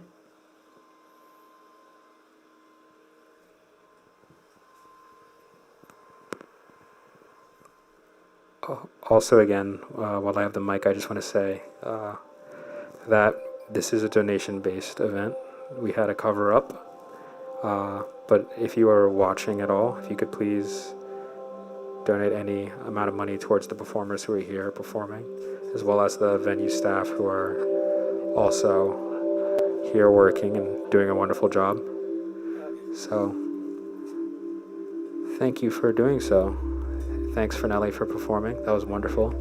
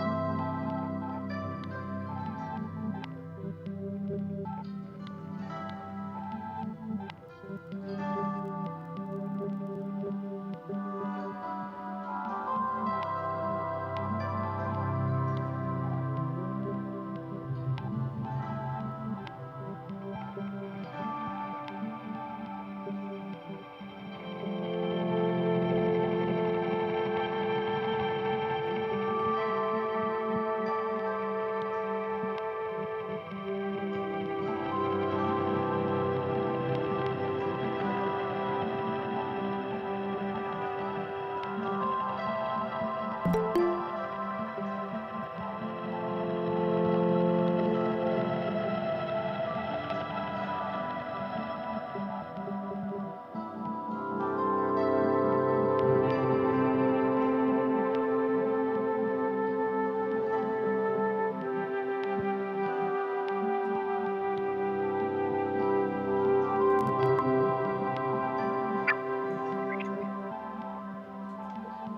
how are you?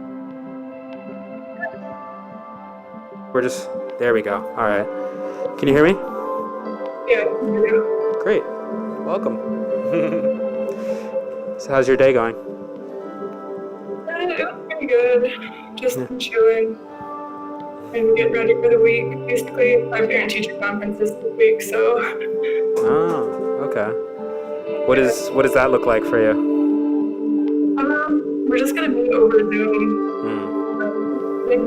We didn't end up having like conferences last spring, so this will be my first time doing it. But the parents will just like log in the same place that the students log in when they come to class, and then we'll just meet for like 20 minutes, and I'll give them their report cards and all of that. So it's kind of like a demanding week though, because like I'm still teaching all day on Zoom, and then I have to stay for parent-teacher conferences like up until like 8 p.m. So it's just, you know, it's like the best that we can do right now. So True. Still, how did you coordinate that? Because when I was even putting this event together, I was trying to figure out how I was gonna reach out to educators, and one of the YouTube videos that I looked at, it was about like making a mock form for parent-teacher conferences. Actually, did you find, was it easy to reach out and coordinate times for Zooms, or did that feel any different? honestly, there's just so much going on that I communicate with all my parents like via texting. Like that's just easiest for us. And I have 15 students that I'm in charge of, so you know, I like have all their numbers stored, and you know, that's like one big thing about this whole pandemic is like, you know, the communication has to be like so strong, like between you and the parent. You know, that partnership is so important. So, you know, the parents know that they can text me like anytime of the day, and I am getting texts from like 7 in the morning to like 10 at night a lot of days. Oh my God. And it's a little overwhelming, but I do find that like just communicating with them via text is like Okay, cool. Interesting. Do you also want to maybe tell me a bit about yourself? What's your background? Because I saw you also DJ, is that correct? Yeah. Yeah, so tell me about yourself. Yeah, so I was from Detroit in the summer of 2019. I was kind of just planning on coming here like during my summer, and I ended up meeting someone from a friend I met on the dance floor like a lot of years prior, and she introduced me to this woman who was like opening up a brand new school in East Flatbush, and I ended up just like staying in New York because like I was just really passionate about what she was doing, and so I ended up becoming like a founding member, and I helped open up a school. Oh wow! That was last year, so it was like really. It was really like a rewarding experience. Like we basically had to build the school from like the ground up. And over the summer, I'm like building all the furniture.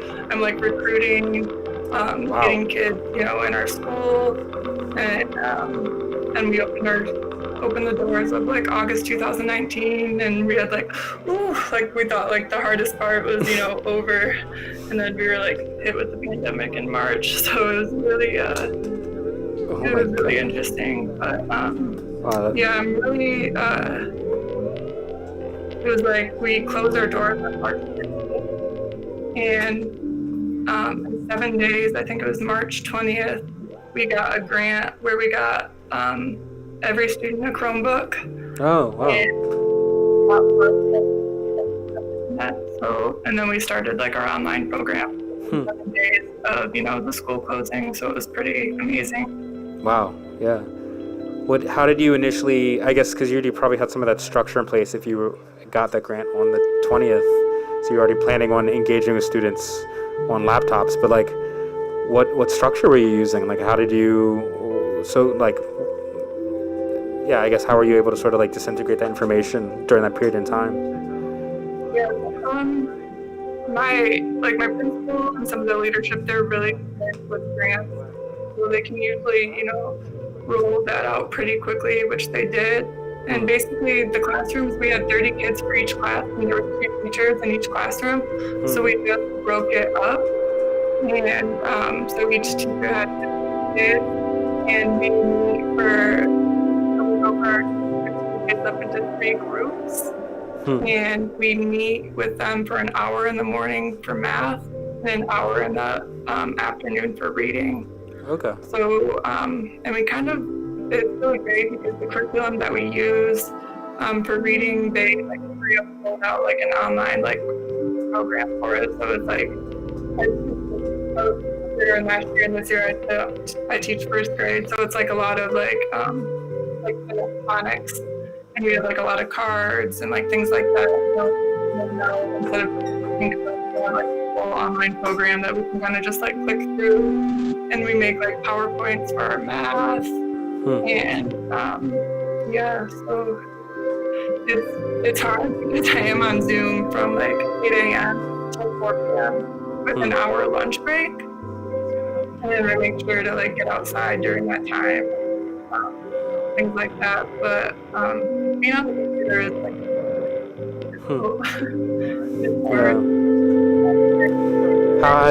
do you find, I know obviously going back to Zoom, things like cameras being on and off has been a big issue with a lot of teachers this year in particular.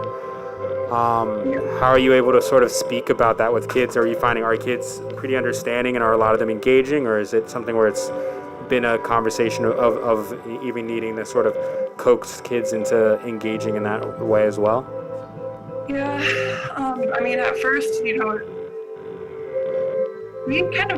require cameras on basically the whole time, and I've been reading things about that, just about and just there's a lot going on in the background at home and whatnot, but a lot of things that we do in kindergarten and first grade is with their mouth and the way they're saying things and pronouncing things. So it's really so important. But we just kind of coached our kids, throughout a lot of the beginning was teaching them how to connect with themselves, or how to turn off the video, in case there's something in the background going on that maybe you're uncomfortable with or whatnot. So it was those rules really hard at the beginning. I was really surprised at just how now it's just amazing to watch, how great they do with everything. At the beginning a lot, it's we really push for so a lot of it at the beginning, hey, log them on, log them on. But at this point in time, I have my kids are all logged on at the time they need me. And they're not only logging on with me either. We have dance and martial arts that get once a day. So they're logged on for me twice a day. They're logged on dance and martial arts once a day.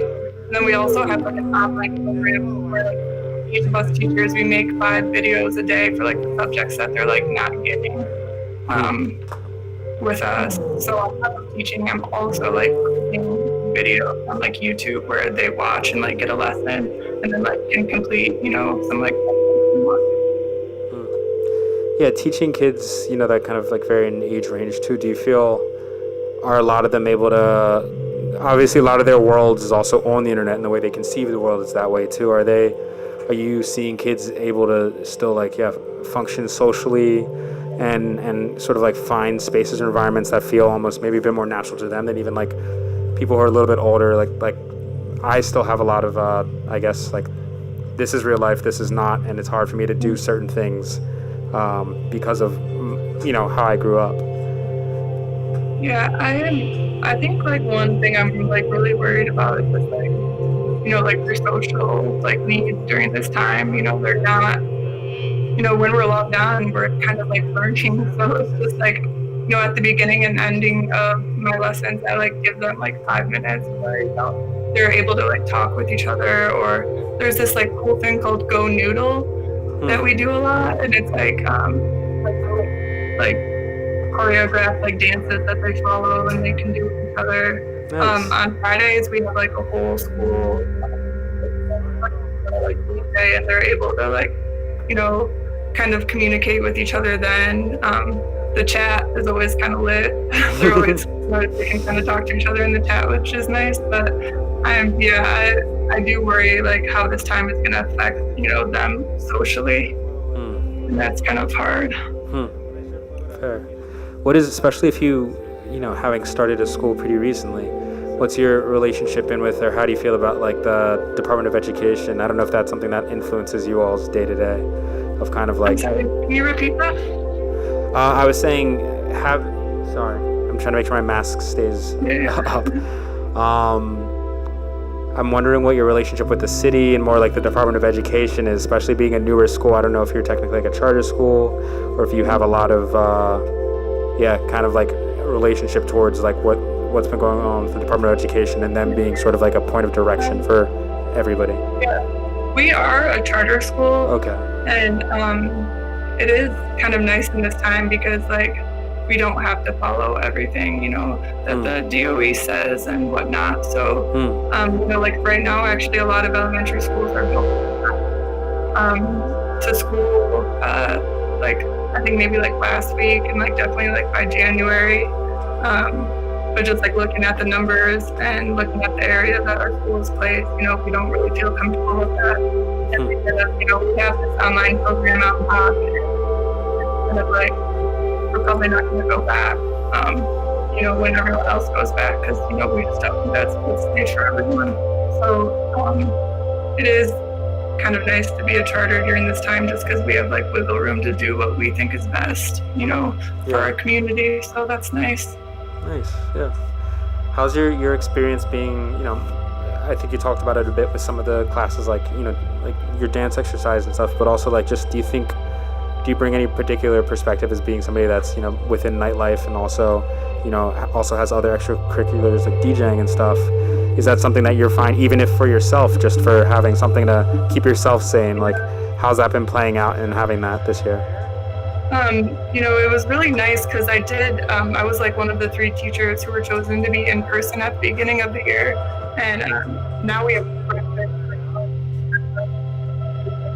really different.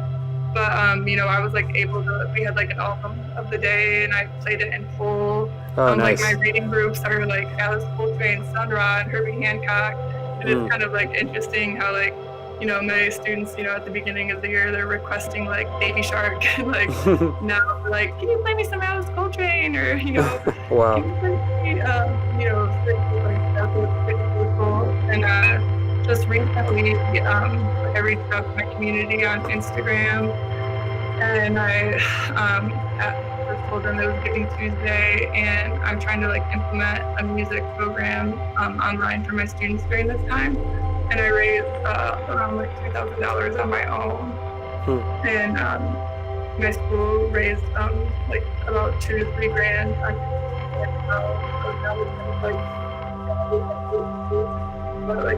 Do with them, implement a program at my school to be like really interesting. You know, there's really like no funding for the arts, and I think giving kids you know, there's so many different ways to express themselves in a time of isolation is so important. So, you know, I'm really looking forward to see what we can do, you know, with the money that we raise for that. Nice. Is there any sort of final thoughts or anything you want to kind of leave with for anybody that might be watching, or anything you want to express that maybe we didn't get to cover?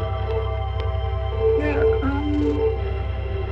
you know, just being thankful for like the teachers that you have in your life, because it is a really difficult time right now. And I'm glad that, you know, we're starting to be respected a little bit more on all ends. But, you know, just keep us in mind during this time, because we're playing a lot of different roles, and, you know, it's hard, but we're doing it. And, you know, if not us, then who? So. Okay, cool. Well, thank you so much for coming in and doing this. Yeah, thanks for talking. Yeah, of course. It's a great event. Yeah, I appreciate you. And good luck with PTA meetings this week, too. All right, bye. All right, see you around.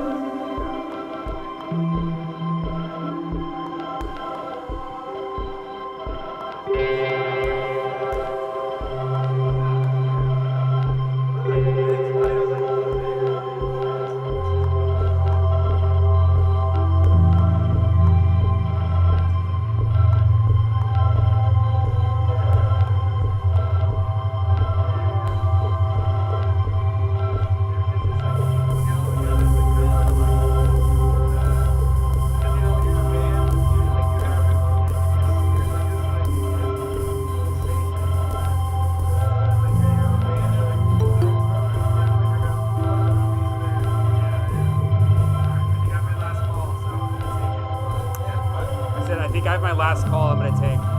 But if you're hanging around, I'll see you after. Okay, alright. Well, if I don't, then... Yeah, dude, I'm down. Holler at me. I want to come through again. I'm not.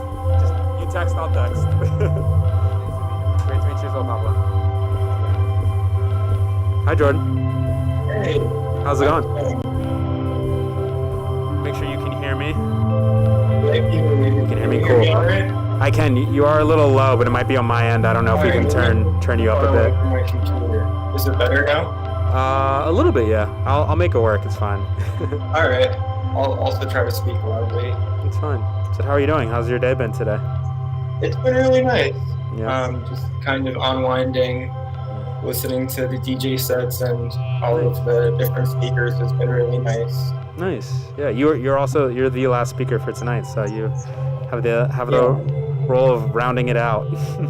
Yeah, I'm lucky to have listened to a bunch of the other speakers who were super energized by what a bunch of them said.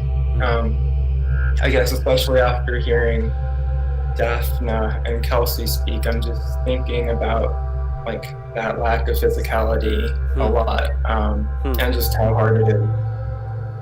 Also, I was thinking about what Daphne was saying in terms of like just the difficulty in teaching music in this environment, and how with like lags and glitches, the quality is affected. And likewise with Kelsey, with like teaching reading and writing to young kids, it becomes difficult too with the cameras and just trying to make sure we're communicating as clearly as possible. Yeah. I'm a high school teacher. I'm a special education geometry teacher. Okay. And I guess one of the weird benefits of this time has been being able to randomly focus on things like sounding words out. In high school, it can be hard to do that sometimes. Students are really embarrassed if they mispronounce words, and it's not the kind of thing that takes place that much, as opposed to in elementary school. It's like all about learning to decode and phonemic awareness. Like so far since we've gone, there's been like a point in each unit where we go over all the vocabulary and as a class sound it out. And it's just really nice and something that hadn't happened before really. That's cool. That's definitely, I feel, applies to life too, and being able to slow down in a way that we usually don't give ourselves the space to in IRL. You know, that's great. How long have you been teaching? What's your background? I've been teaching for almost 2 years. I'm part of the teaching collaborative program that a few other folks who spoke today are part of. Oh yeah.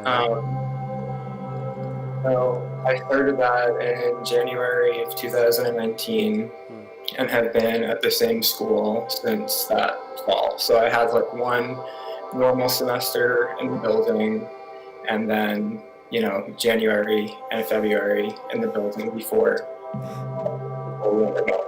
Yeah. And you teach in Washington Heights, correct? Yeah, I teach at a high school in Washington Heights. Yeah. my school, we have predominantly Dominican students, so lots of Spanish-speaking students.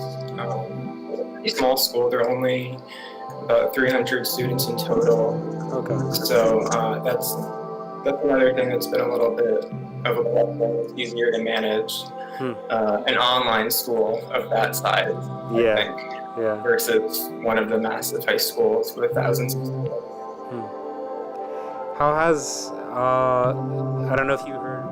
Sorry, when I was talking earlier, I think it was with I want to say Kendall about like emotional and social learning, and something that Chloe, who I had talked with earlier, mentioned as well previously.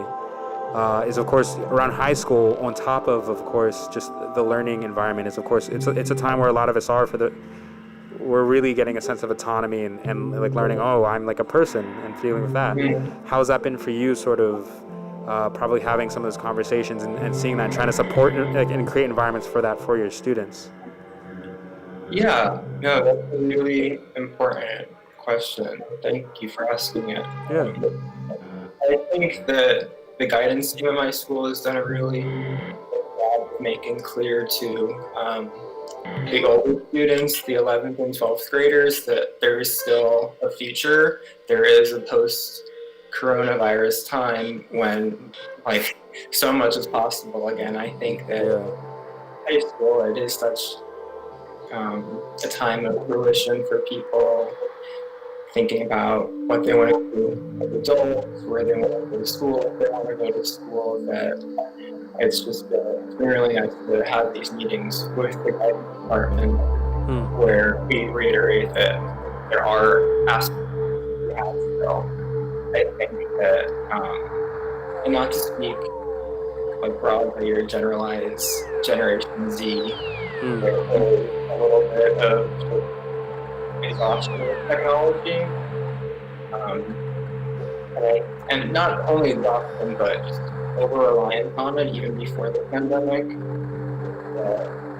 We've been doing a lot in trying to, in the vein of social emotional learning, making sure that students are spending time off of the computer as well and able to go out into their community, do things safely during this time, but that everyone's not just cooped up, facing a screen all day.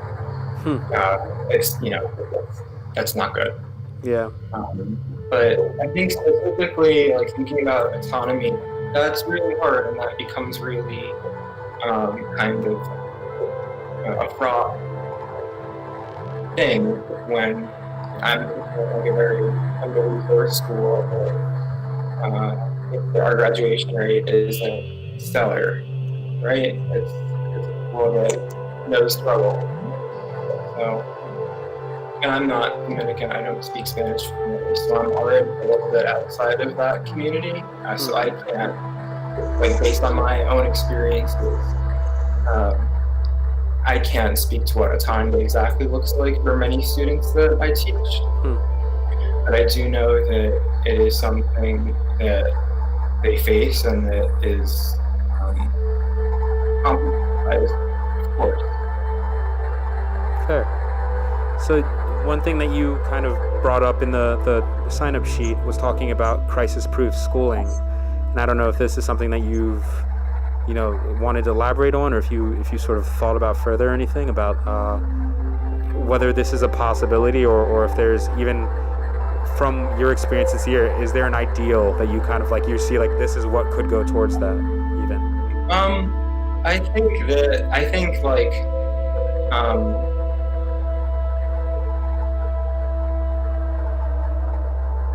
I guess just like speaking from a DOE perspective, the Chancellor has been taking a slogan that he started using in the beginning of the pandemic, which is "we're building the airplane as we're flying," which is like not like the chillest to think about. But I guess like it's just important to note that this is the kind of that actually been prepared for a little better. Some schools that already have really well fleshed out digital curriculums were better prepared to transition to the fully remote environment versus schools that hadn't had the teacher education to learn how to handle an online school and to teach over the computer. But I guess I asked that question because it seems like education is the main talking point of the pandemic at times. I remember another speaker mentioned just how clear it is that schools play a fundamental role in society in addition to education, your child's care, work. Basically, I think that there isn't really a crisis-proof school. I think that some schools are in greater crisis than others, and that that's something that's perennial and people talk about, in addition to all of these different conversations about how the pandemic is affecting education. Nice, thank you. Trying to think of what are some good thoughts to end this on since you're the last speaker. Is there anything that you think that we haven't been able to cover today?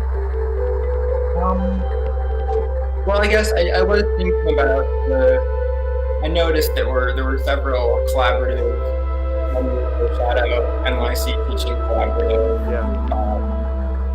That's an really great experience. I started off as I have an arts background too. I went to studied art history and studio art.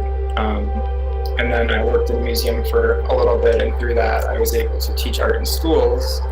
And that's what first got me interested in teaching. And I applied to alternative certification programs like the Teaching Collaborative, got in, and immediately was a teacher. I was going to school for a master's in education. I was in the classroom. The program offers additional resources for people in the program. But also, it's been hard having that part of the experience interrupted too by the pandemic. I think you asked someone earlier about just receiving support, supported by other teachers right now. For me, I got a lot of support from the classes I was going to college and through the colleagues that I had there. So suddenly not having that has been difficult. Yeah. And I guess basically I was just thinking about the program at large. It's a relatively new thing we started doing. It's heavily subsidized master's degrees for teachers that are it's a really good way to incentivize people from different backgrounds to get into teaching. And it's also been successful at raising the graduation rate at historically low-performing schools, low-performing districts. But really, that came out of boom times, the economy was strong. And for me, it's just there's been some uncertainty involved in coursework continuing during the pandemic. So it just became clear that that was so dependent on the economy basically, and it being stable, and the world wasn't stable. So I guess I definitely wish I had a few more years under my belt before this happened. And I guess that's just trying to make, or I guess I'm making a short story long, but I think that it's one initiative, programs like the Teaching Collaborative, the Teaching Fellows, that are really doing good to close some of the gaps, to address some of the historical inequities. But then those initiatives are affected by the pandemic, which is affecting the communities they're trying to remediate. So it's just kind of it's a vicious cycle. Unfortunately, yeah. Are there any particular personal practices that you're doing to be able to keep balanced or sort of like keep yourself motivated and uplifted through this experience as well that maybe you want to share? Yeah, Instagram has been big. I know Kelsey just mentioned that. Just teachers, supporting teachers on Twitter and Instagram. Also, the chat, the students, of course, are a huge pillar and a daily reminder of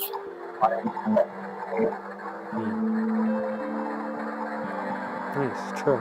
And then in terms of like teaching practices, I think a few people have spoken to this already, but just the need for flexibility is key right now, and also just like radical empathy. So many students are in circumstances. So one of the first things we did at my school, not in the beginning of the pandemic, but in the beginning of this school year, which was just much more planned for.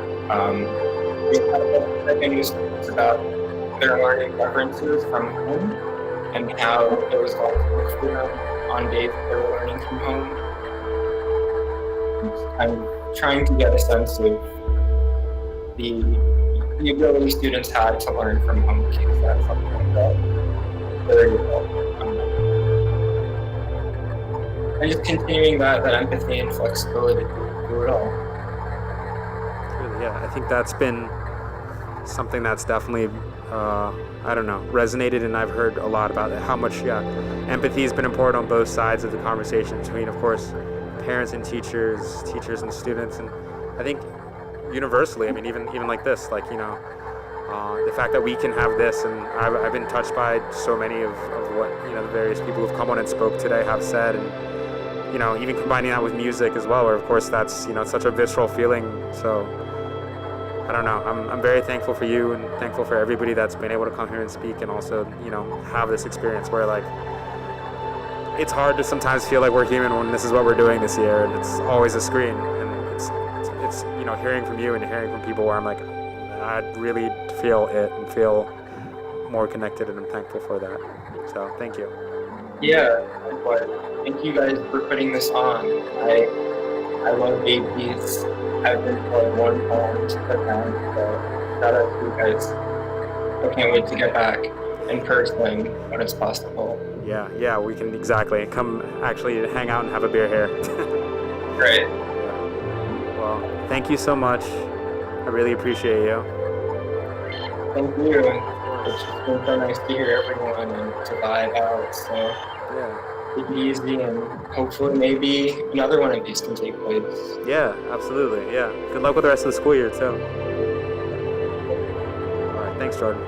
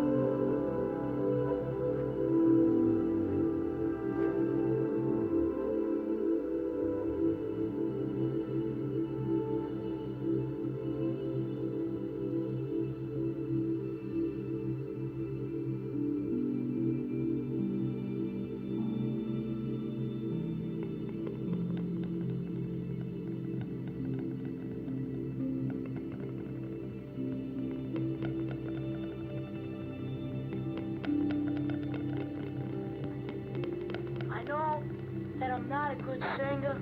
I know I'm not a good guitar player. But someday, I wish I could get a chance to be in a group, like my friend Peter's group. And maybe someday, my dream will come true, to be in that group, playing the guitar or singing with my horrible voice. But even though it's so horrible, no matter how I sound, I wish I was in it. And I like to sing a lot, but the kids think I don't sound good. And when I go to ask to play the guitar, they refuse me. So what should I do? You know what I should do? I should drop dead. But no matter how horrible I sound, to me, it's a voice of beauty. A beautiful voice that to only me, that's right, only me, to myself alone, it sounds beautiful. My heart is filled with happiness when I look at you and see those beautiful red, bluish eyes. And I say to myself, what a wonderful world. But I know it's a happy world for you. But for me, it is not. Because I had my heart set in being in that group on 81st Street to make everybody happy and gay. To make my parents proud. But about a year ago, I gave it all up. And I'm sorry I did. But I know if I had a chance again, I'd surely go back for lessons and make it big with my friends, and won't have to worry about them refusing me. I know that I'm not a good singer. I know I'm not a good guitar player. But someday, I wish I could get a chance to be in a group like my friend Peter's group. And maybe someday, my dream will come true, to be in a group, playing the guitar or singing with my horrible voice. But even though it's so horrible, no matter how I sound, I wish I was in it. And I like to sing a lot, but the kids think I don't sound good. And when I go to ask to play the guitar, they refuse me. So what should I do? You know what I should do? I should drop dead. But no matter how horrible I sound, to me, it's a voice of beauty. A beautiful voice that to only me, that's right, only me, to myself alone, it sounds beautiful. My heart is filled with happiness when I look at you and see those beautiful red, bluish eyes. And I say to myself, what a wonderful world. But I know it's a happy world for you. But for me, it is not. Because I had my heart set in being in that group on 81st Street to make everybody happy and gay, to make my parents proud of me. But about a year ago, I gave it all up, and I'm sorry I did. But I know if I had a chance again, I'd surely go back for lessons and make it big with my friends, and won't have to worry about them refusing me. I know that I'm not a good singer. I know I'm not a good guitar player. But someday, I wish I could get a chance to be in a group like my friend Peter's group. And maybe someday, my dream will come true, to be in a group, playing the guitar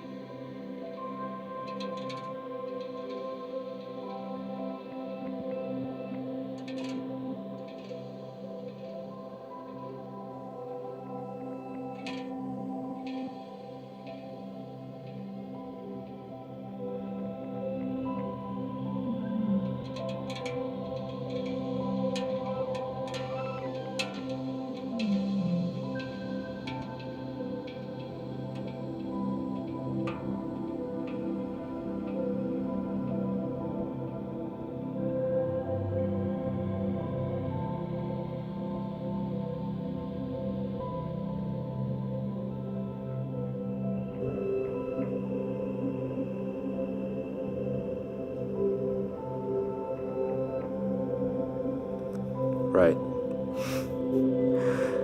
All right, everybody who's in the stream and in the room, that's the end of our event and the end of the time.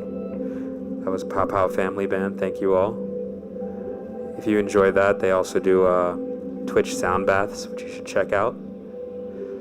You can find them on Instagram as Pow Pow Family Band. Thank you all for attending today's event. It's been a really wonderful experience for me. I want to thank everybody who's helped put this together. People in the room, Eric and Amani, thank you both. Thank you to Rachel, Natalie, and HR, who all helped with the production of this event leading up. And Ben McCool as well for helping out the graphics. Thank you to Greg as well and everybody at Babies. And thank you to all the performers today as well who've played. We had Noah starting, and then Yusuke Yamamoto, Baraka Barner, Homage, Con Crystal, Fernelli, and Pow Pow Family Band. Thank you all for being here and having this experience with me. Thank you to all the educators and teachers who've called in as well and shared their experience and gave up some of their time. And just thank you, everybody. This was a lovely experience. I hope it felt really healing to end the year out on something like this. It definitely did for me. So I appreciate you all. Thanks.